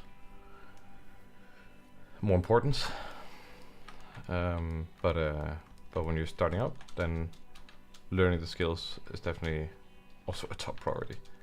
But I think none of the things are necessary. Self-study is 100% the most important thing. Regardless if you're in education or not, you are in an education, and the education is just a good excuse to do the stuff.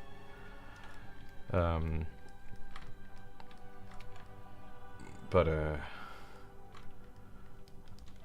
yeah, don't know. I would really recommend. I think it was the best time in my life, honestly, was being at TDA. But I had an insanely good semester. Yeah, my first semester was great. My second semester was not as great, but a really good time. Like just, yeah, it was awesome. It was completely awesome. That's a little bit of a half answer. I think also the resources for studying online is a lot better. So I did TDA in 2013, so that's like over 10 years ago. And you know, now what's available online is just so different, and there's some really good courses and resources online for self-studying that can also do.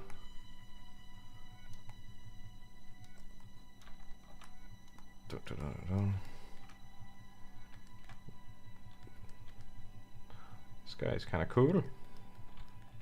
I am kind of liking it. We will do something about the head. Just need to see what is happening there. What is happening there? What is happening there? I kind of like it, but I also kind of hate it. I just want to see if we do this. I do like it more, but yeah, I do like it more. He's always streaming. What? Any tips appreciated, because I wouldn't want to lose the job position, but at the same time it would be impossible to balance work and uni.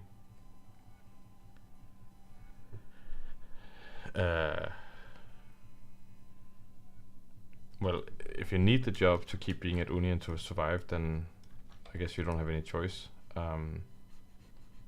But then again, uni is supposed to be the time where you just study, and that's it. You know, that's what that time is supposed to be for. And I think it can be worth it to live very simply, like really budget and you know, live the hard life in that way, just so you can make sure you study, because it's one of the only times in life where you're gonna get that time to just sit and be absorbed by just learning.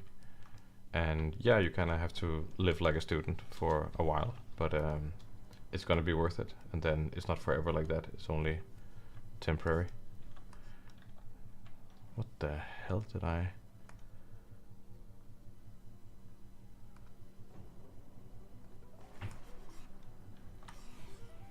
Why does it have this space.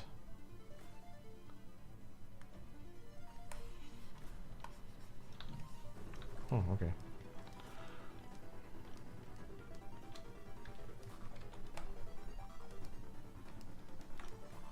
Okay.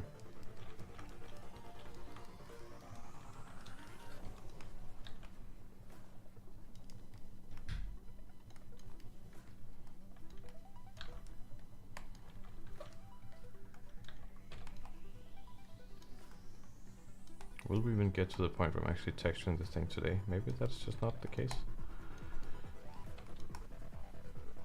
Oh yeah.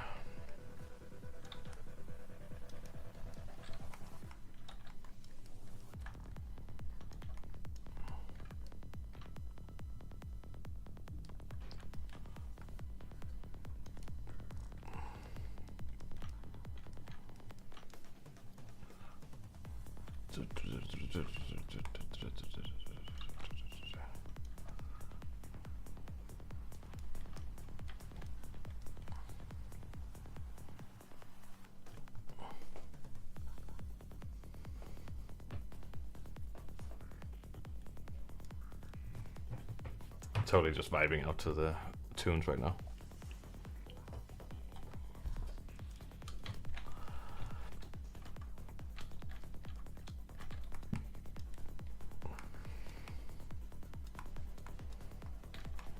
The color can also help some of the design patterns. Oh, I do like the back sleeve there on the, but I don't like it on the front. The sleeve on the back elbow is good. That does look very good.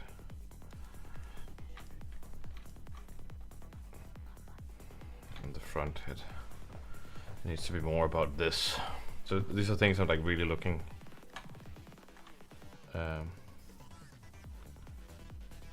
Like there, that's what's interesting. Like everything else has to be a little bit secondary, but here it's like it's kind of cool that they get to pop in that way. Okay, let's see here. Yeah, I think that can work like that. That's fine. That's fine. That's fine. And from the side, we also need to just see what. Yeah, there's a circle there. That's kind of cool. And if you see the face.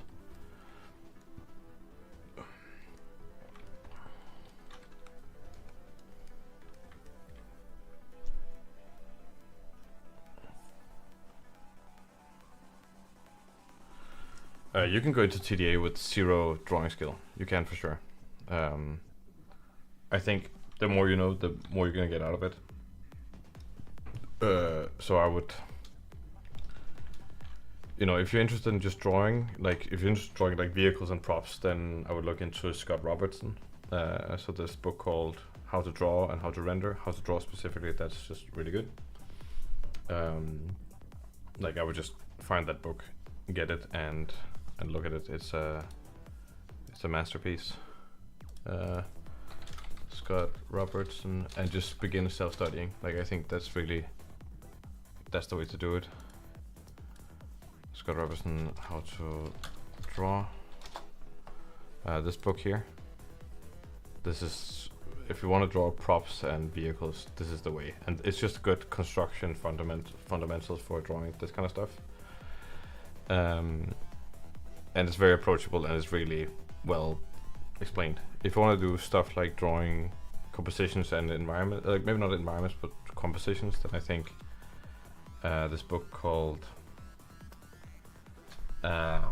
it's called Framed Ink. Really good book on compositions. I think also a good foundation.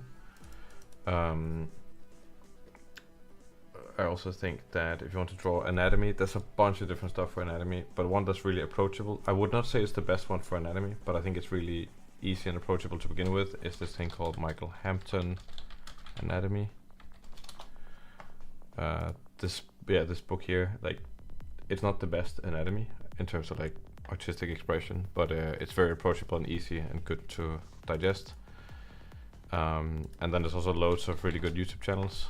I think modern day James, for example, has some really good videos on fundamental drawing. I would just look at all of this stuff here, all this stuff here, or you could check out Artvod. Artvod is run by Antonio Stepperts, super nice guy, met him a couple of times. Also some really good information on drawing, and their whole Artvod thing also really good. Actually, Artvod, like signing up to Artvod, getting that, and just doing the challenges there, you could learn a lot. That would kind of be my go-to recommendation right now.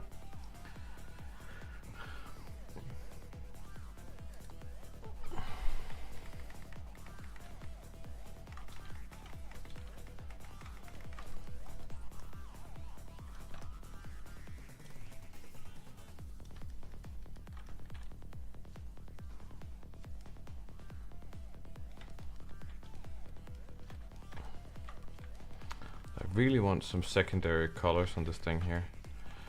Let's get this thing leveled out with some white stuff.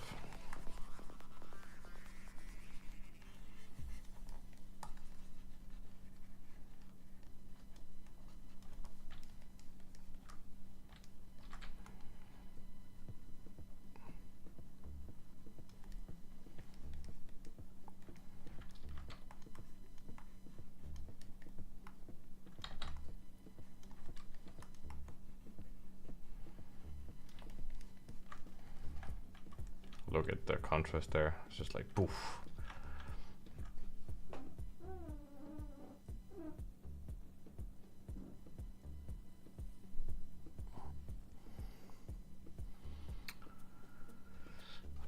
Can we mask this thing?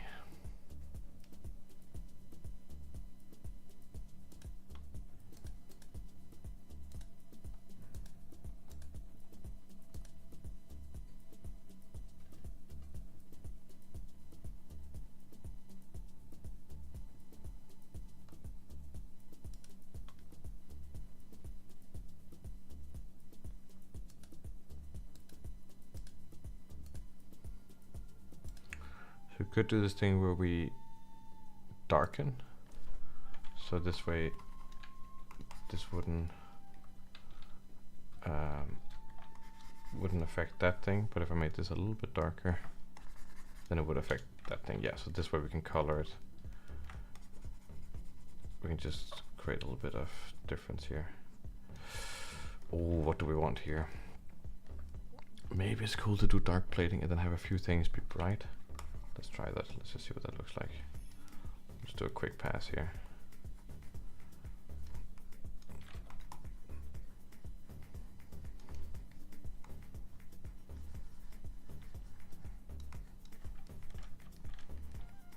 And then just see what that feels like.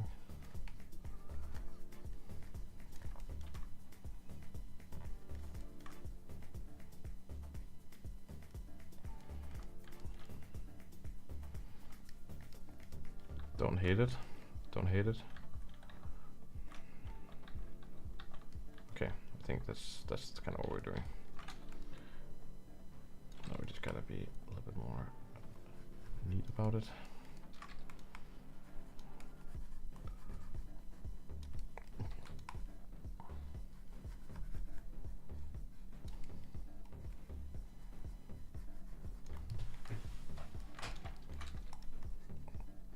The purple color is definitely something we can change once we're getting to the shaders.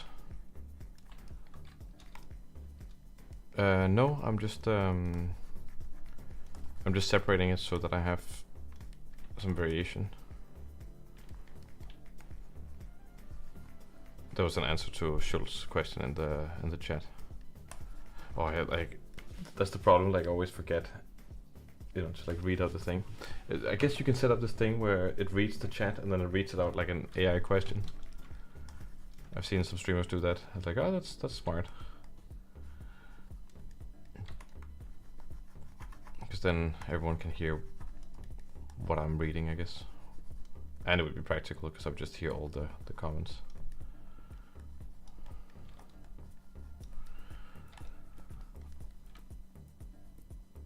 that, like that. Cool. And then we'll try with this stuff here.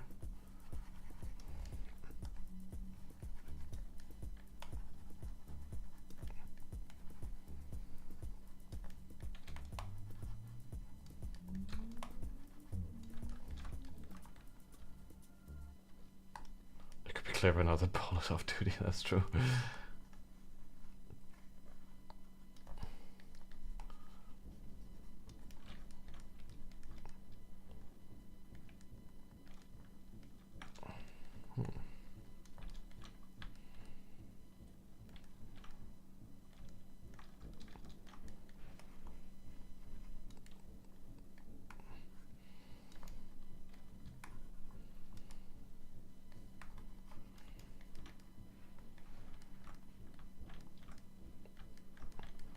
Just some good old separation here. Nope, keeping it like that. It's good. Yeah, I think that thing also needs to go and become dark. Yeah, so we can have this nice belt of things right there. Should that be? Yeah, it's something like that. The drones from, oh yeah. I mean, that's fine. It's not. It's not bad.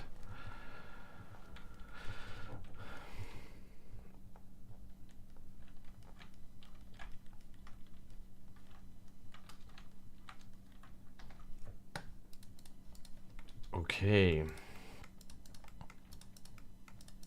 Okay, we actually have this texture in here that we could use to make this robot. It's just not gonna be awesome with the way it is right now, but we'll see what we get. We'll see what we get. This is just to feel it out, you know, and then we actually have to retop with this entire thing and make it proper. But I like the design. I think it's pretty cool. I was not really feeling it to begin with. I was like, oh no, what are we gonna make? But now I think I especially really like this thing here, like the rib-like structure, and then the insertion here. That is cool to me.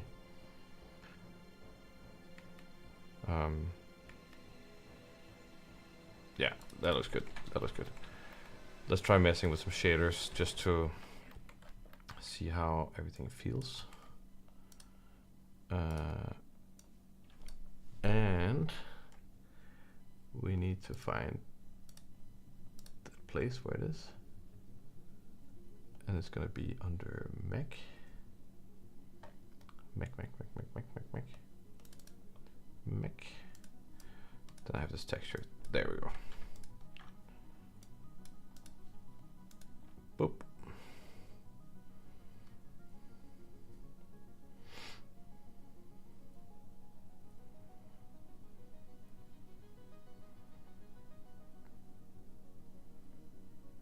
Should probably save.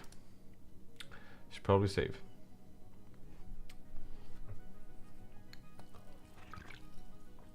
Whoa, that looks cool. What the hell? What's going on?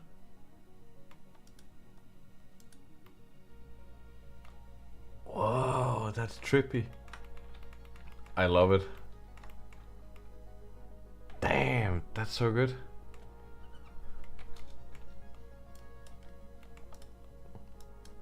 Can I just plug that into the base color and then what does it look like? No way! This is so good. This is completely random.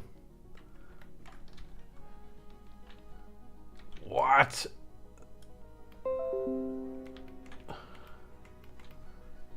Oh, it's like completely makes me rethink what I want to do. Oh, I love the orange, the way the... Oh no.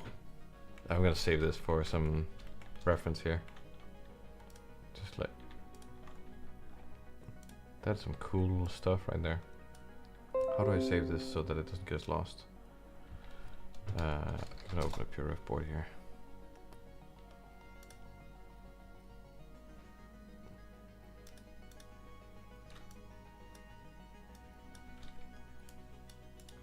set my purif to be transparent. I regret everything. Canvas. Reset. How do I settings?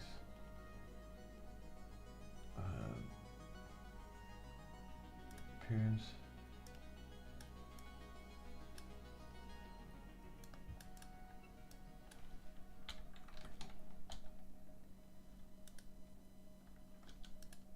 Dark. There we go. Okay. Nice. Damn, what the? Why is it so cool?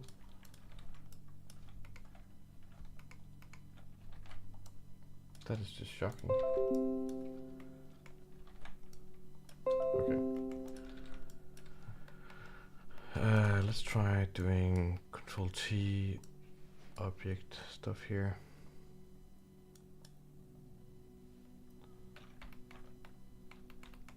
And then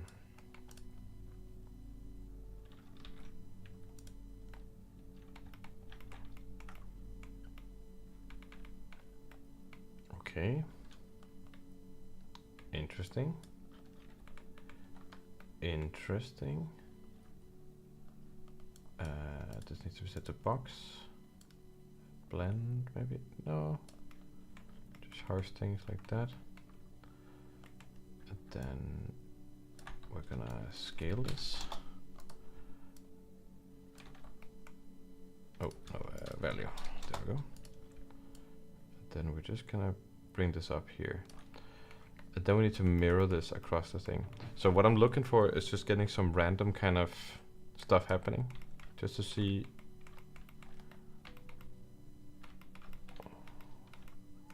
what we can get out of it. It does look kind of cool. I do like this this random thing. There's some interesting things happening right there on the shoulder there. And on the back there. Actually, that's also kind of cool. Quite like that. So I need to mirror this across the thing. Let's see. How do we do that? How do we mirror this across the thing? Let's go gradient texture. And then we go object. Yeah, then we get that.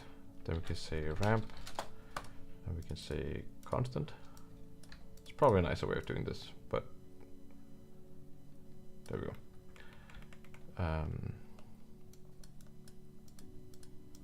There we are. Oh.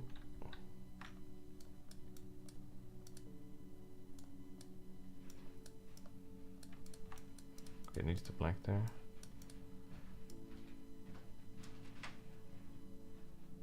Is this how you would do it?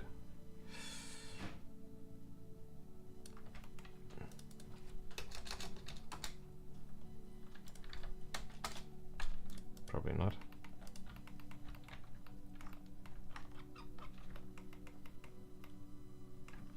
Yeah, okay, that seems pretty straight that on there. Then we take that and we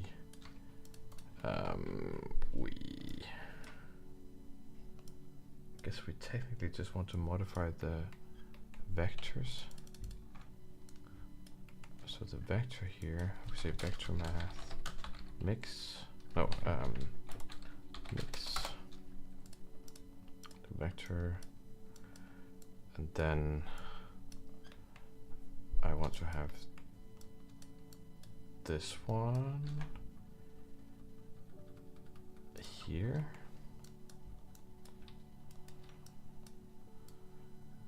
This one there, that goes in there.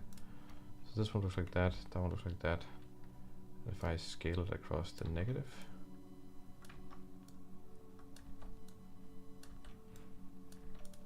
so -1, -1.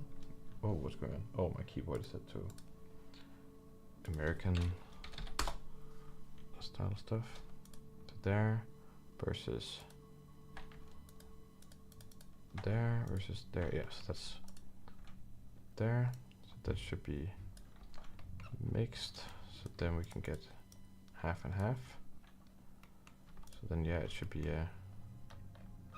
mix like that. It seemed like it didn't need this one. It could just be... Huh. Okay.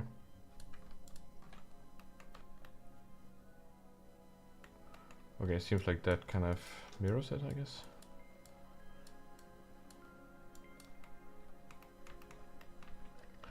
Not quite. Not quite. Yeah, okay, that seems more correct. Yeah, because then now I can basically manipulate this thing here. I can do this kind of stuff, and I can do this kind of stuff. All this stuff here.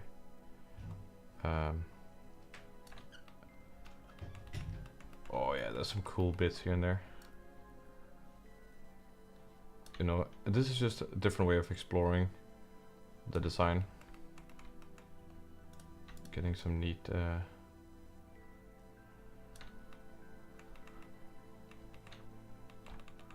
oh, there's some things here that I really like. There's some things here that I really like.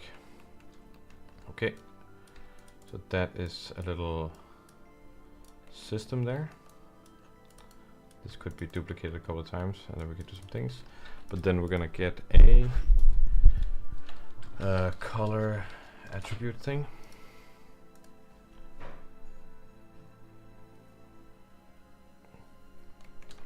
And then we're gonna get color, and then we can get this thing from it, and we can use this thing to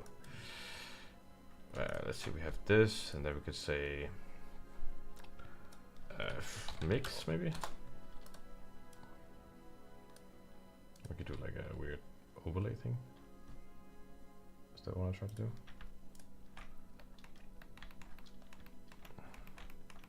Then we can get this kind of stuff. Whoa, that's also funky.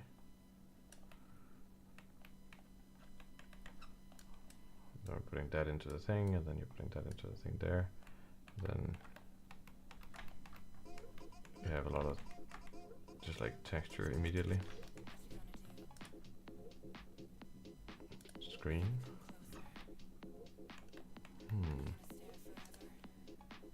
What about soft light?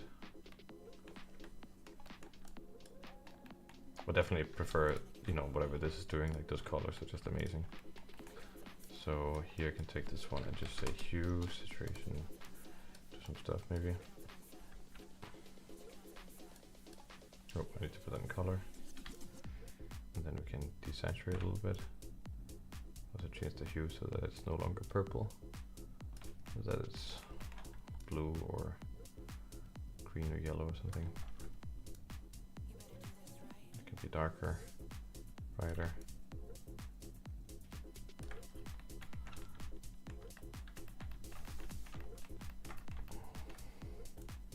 Getting those things like that. I can take these things here, I can ramp them, ramp some of these things, and just say, okay, we want only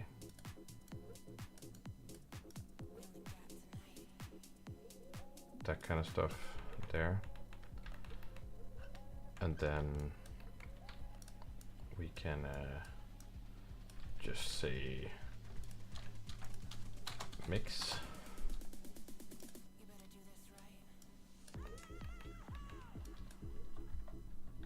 We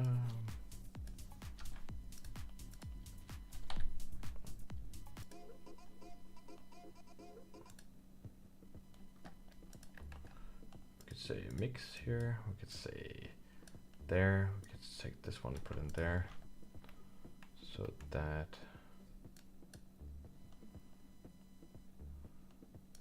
could be there.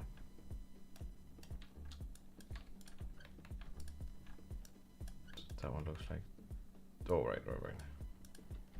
There. Oh, okay, so what's the right way? Round. Yeah, then we get a mix there. Then we basically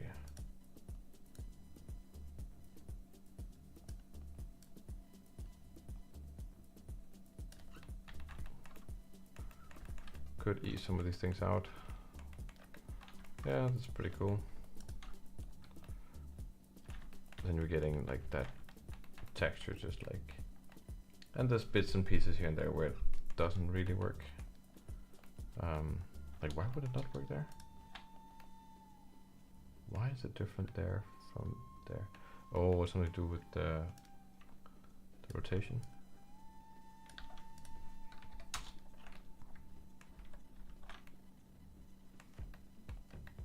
That's interesting actually. I guess the sculpt is not completely symmetrical. If we go sculpt here, we go down to symmetrize, just symmetrize it right there.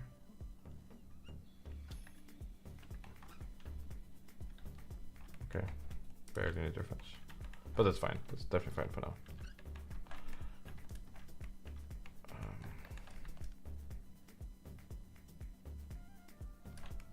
Oh yeah.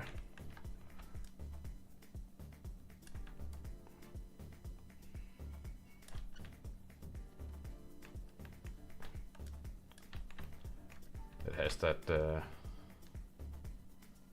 vibes.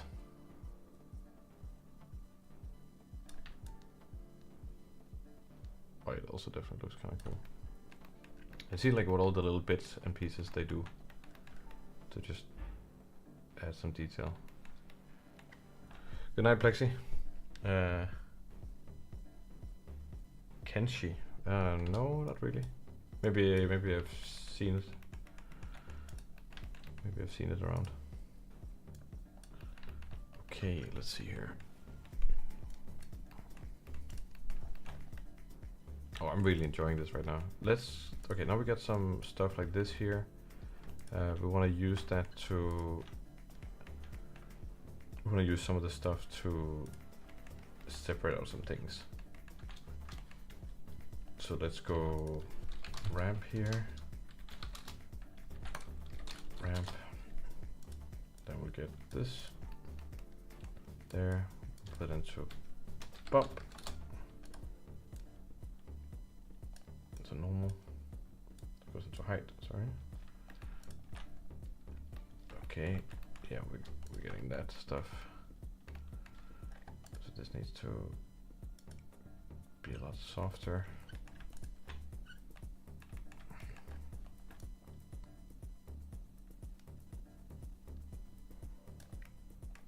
Here we need to be a little bit careful about like what is what.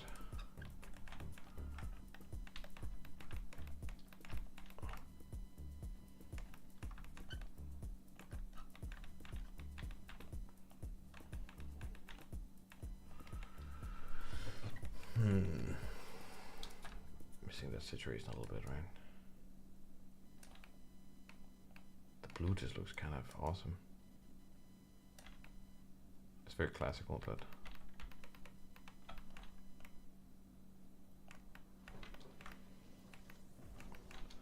okay. And we have that going on there, and we can still, you know, just like play a lot with this kind of stuff while all this is set up. You know, we can just do what is needed. We can do some rotation stuff here. This one really does a lot too. That's also kind of cool, the way that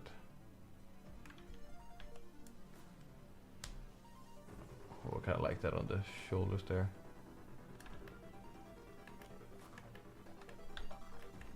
Yeah, that actually looks better. Oh, just that red dot right there. That's perfect. Okay, cool. So we have that happening there. Does that reflect what we want here?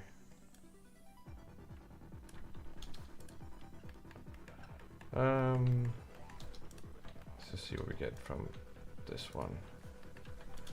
I think maybe here we can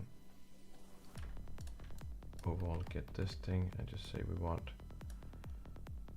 some roughness there. Then we want a little less roughness there maybe. Then we put that into roughness.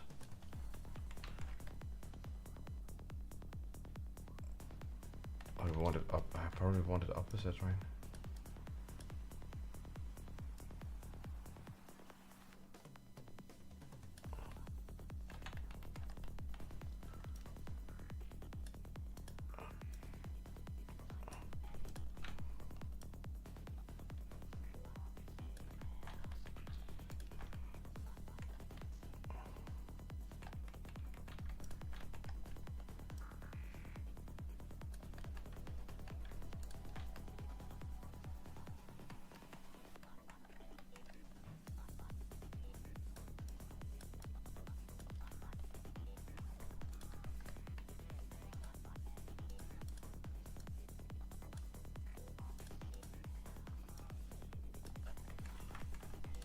Set a good base. So see here where we have some reflections and a good sunlight.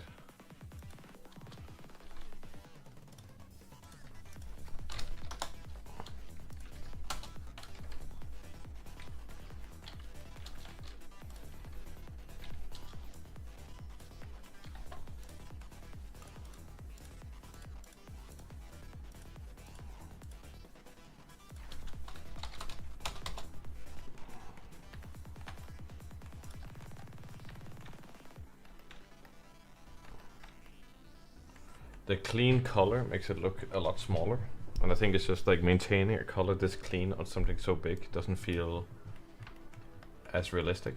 I mean, it's, you know, it's sci-fi, you can do whatever you want, but I think when we had the more pure, just like actually the more pure this kind of thing, it looks a lot bigger.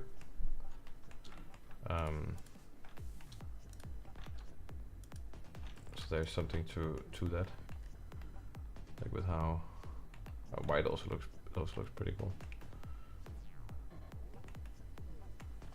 Also try going dark.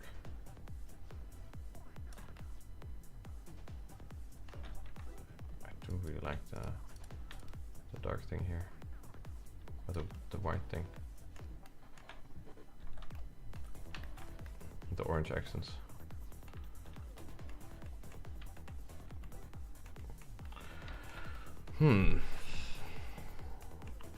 Okay.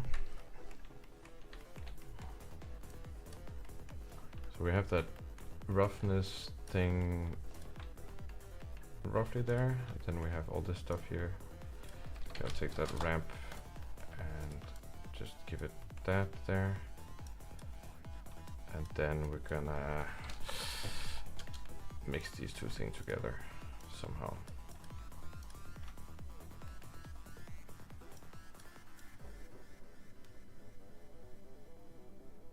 Give it a little bit of flare, a little bit of variation. Goes up the overlay. It's easy to see without color. Just with some blue.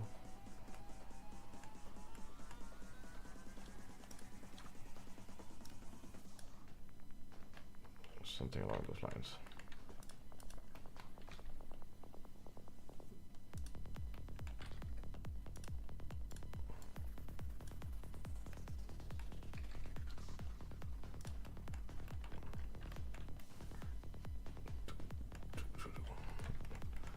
Yeah, it's not looking bad at all.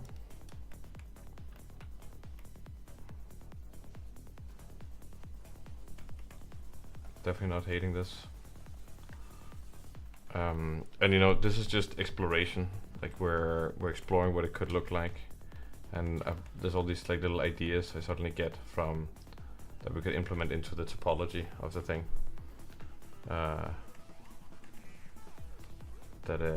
Which is super cool.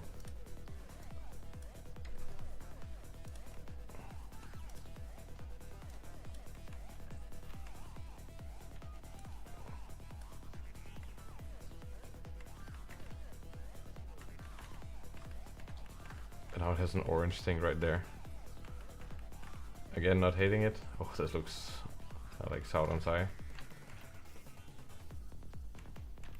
And somehow like that red thing. I really like these white legs and then whatever's happening up there.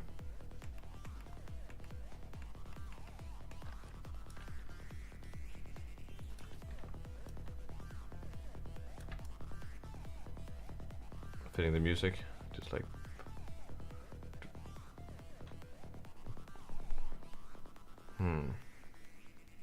and the red PP is just the tip of the iceberg.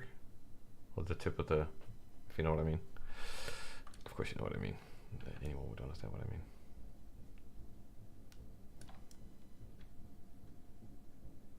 Oh, red, like crimson red.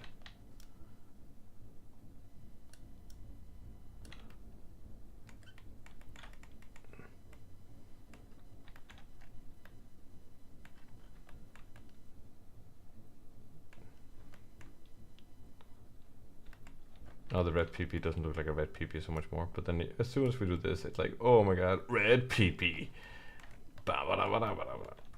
Oh, these textures are really trying their hardest to not be all over the place. Is it these ones that are doing it? No, it's these textures here that are doing it. Or something.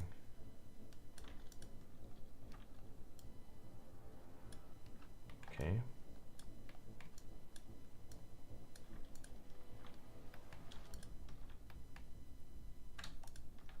It's just the colors that are okay, they're just like that.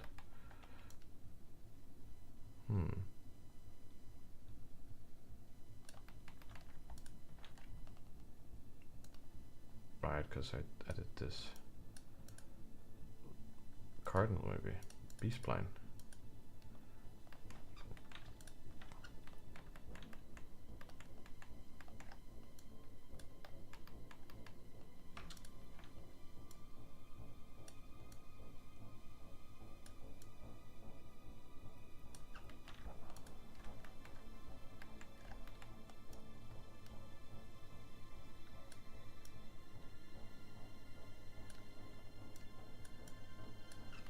Oh.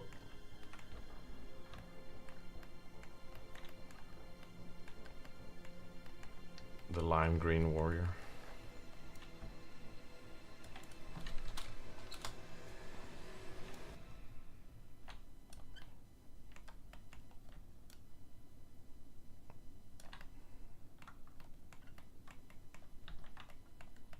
Yeah.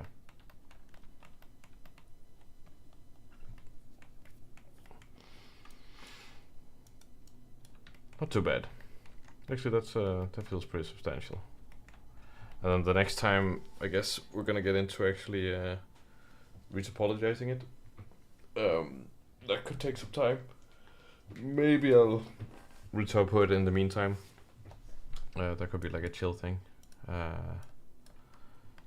maybe next time I don't know. We'll see.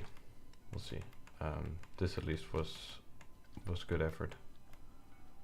I'm very excited about moving on with this thing. If I use the pose tool, it just never works, right?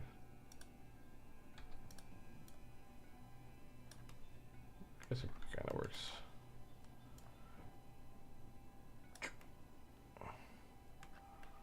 Oh yeah.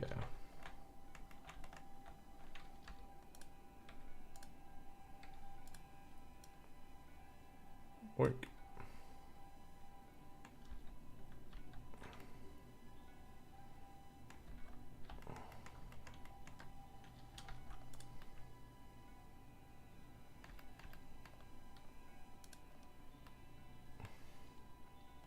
Alright, good night, Blixa.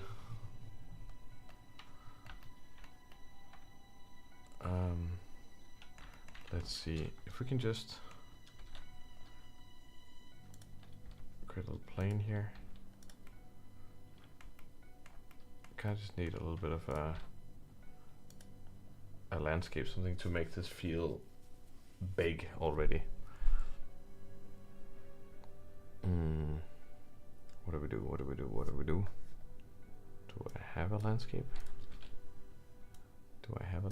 Oh, there's a landscape right there. Oh, lucky.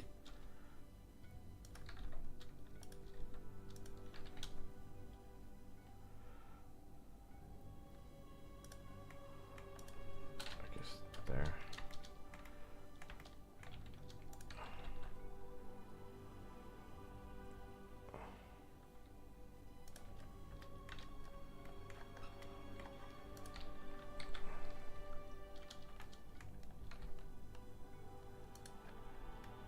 Question now becomes, how big is this thing actually?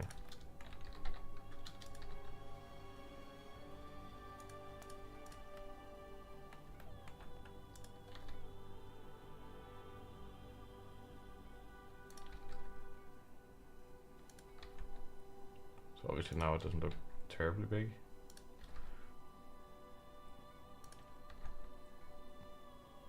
So this like the woman singing right now really reminds me of the introduction to the trailer for Wrath of the Lich King. If anyone remembers that stuff.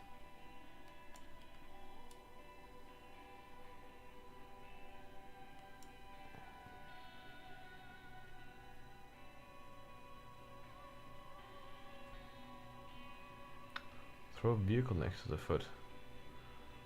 I just don't have any vehicles. I have spaceships, but not like... I have some in some other stuff, but then I have to find them. I have a building,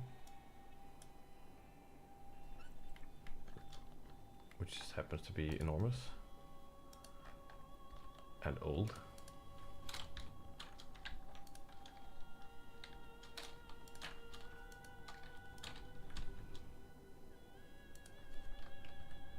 Yeah, I have the truck, exactly. But then I have to find the truck.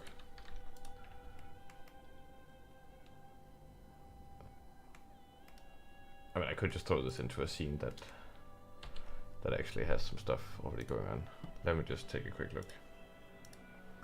Let me just take a quick look here. I think I have this. I have stuff I made. You know, I could just open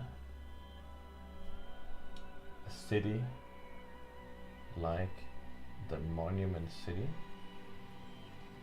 Monument.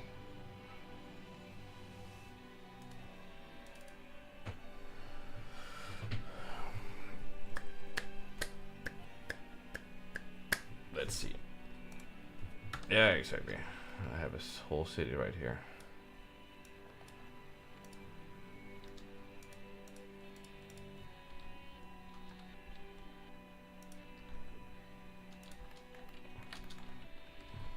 The city is everything. This has like, oh, how big is this thing?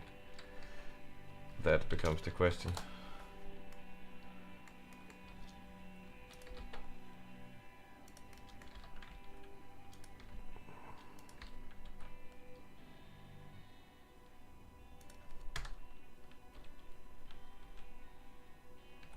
It's just finding the right shot for it. Maybe this is the right shot. Or creating a new shot, of course. Yeah, you see it's like being quite big. I think putting it over here or something like that.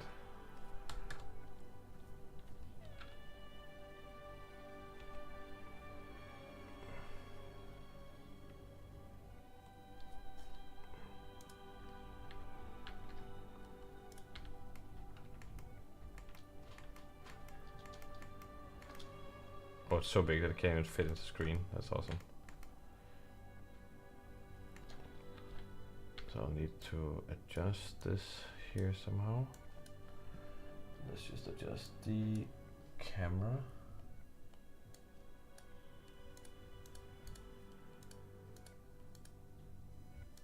There we go. So maybe we'll get like a 25.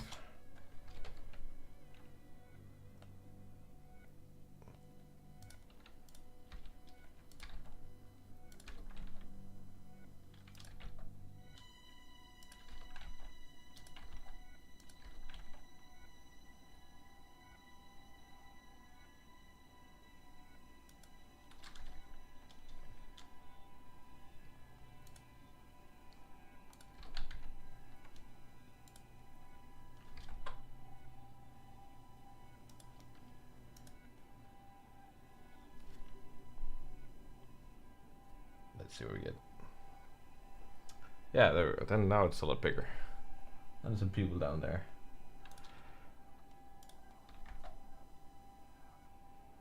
Yeah.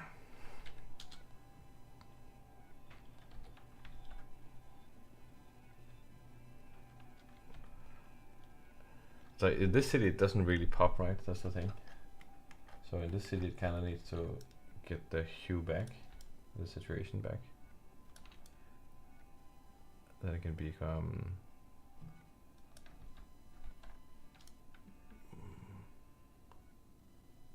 blue.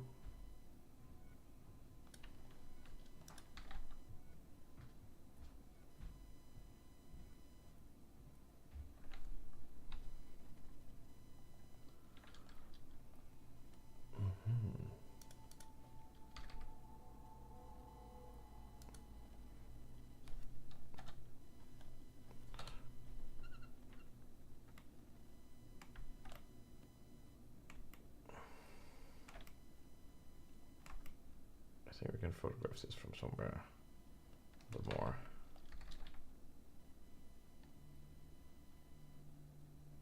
We can see some context.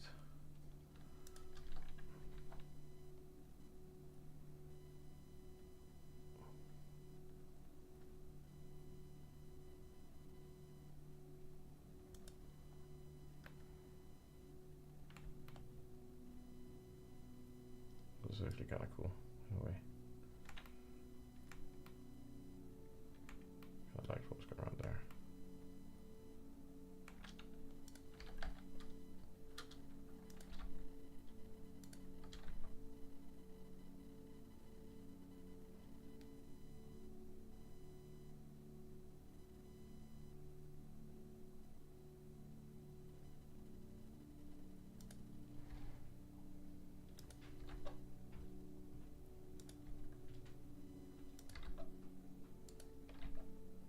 You kind of need all the parallaxing, or like all the other stuff intersecting, so you start feeling the depth.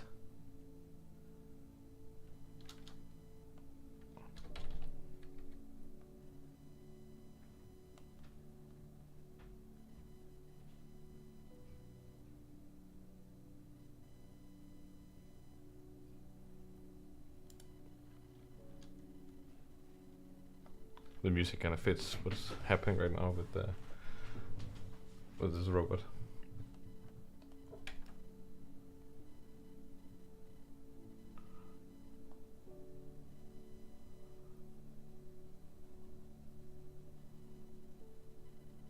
Let's see here.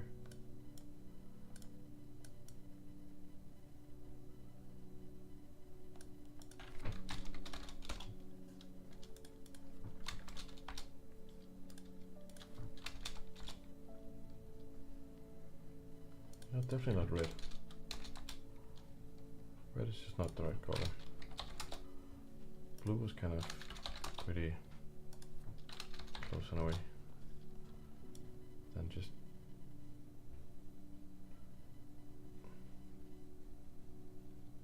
because it's trying desaturating completely and then turning up the white. Then it feels like part of the city. Make it black. I think blue was actually, it felt nice. Felt nice.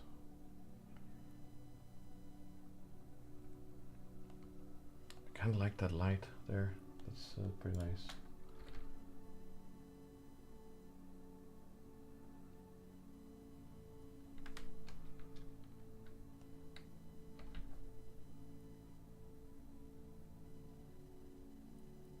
Oh, that's also cool.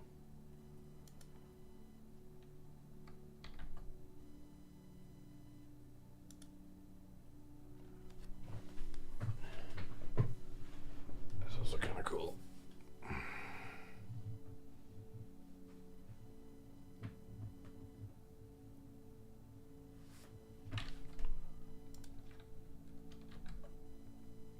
I think the music is just affecting the decisions I'm making right now, because it's like so serene, so it just feels like this robot is just kind of looking and contemplating, and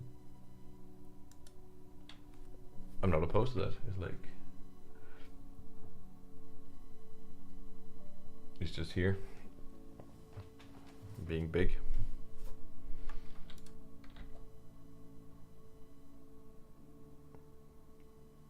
See, there it feels a lot more, say, when it's looking away here, out into the scene. Calm before the storm.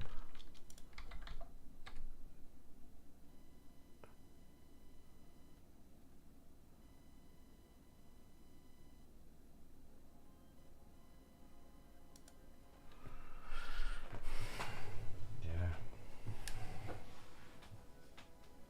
The composition could be better for sure, but it's doing something.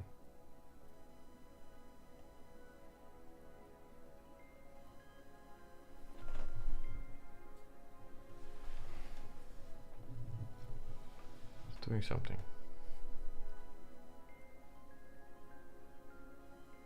How big did it end up being? pretty damn big.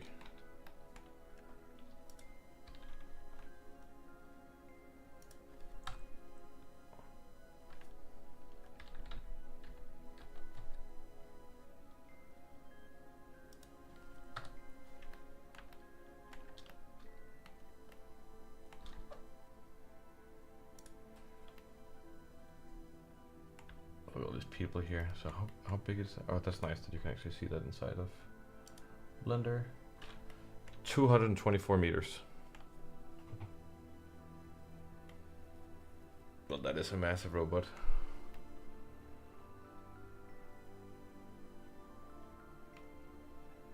Oh, that's also cool. Look at that. Just a nice little shot there. Just gonna find that right.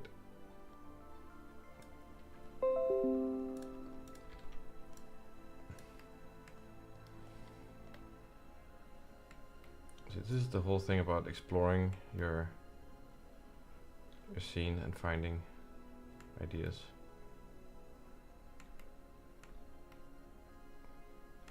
Things like that.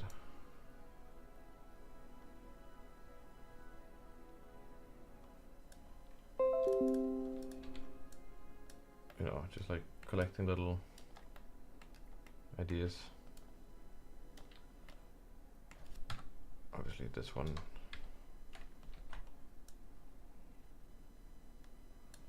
putting that into the thing. And then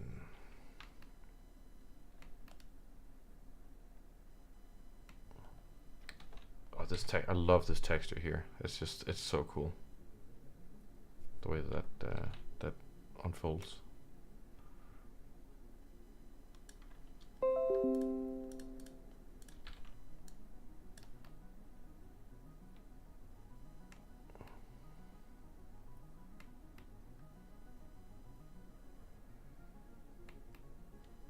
Let's see if we can find something from the point of view of people here.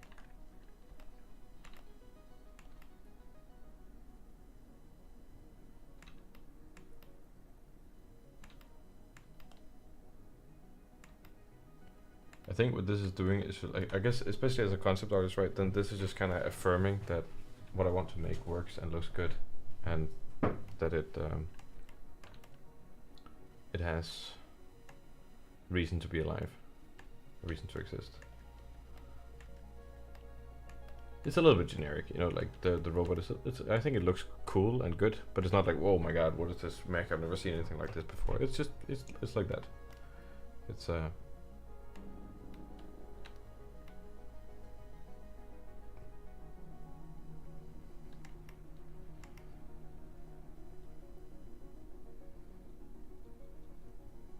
very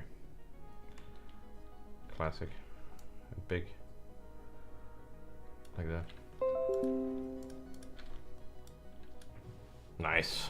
Okay, I think that's probably it for the stream. Really fun stream for me. Really nice being back and chatting with you guys, and very happy with what we made this stream, and whatever next stream is, I'm gonna continue on this thing. I might do some VTOPO work in the meantime, and I might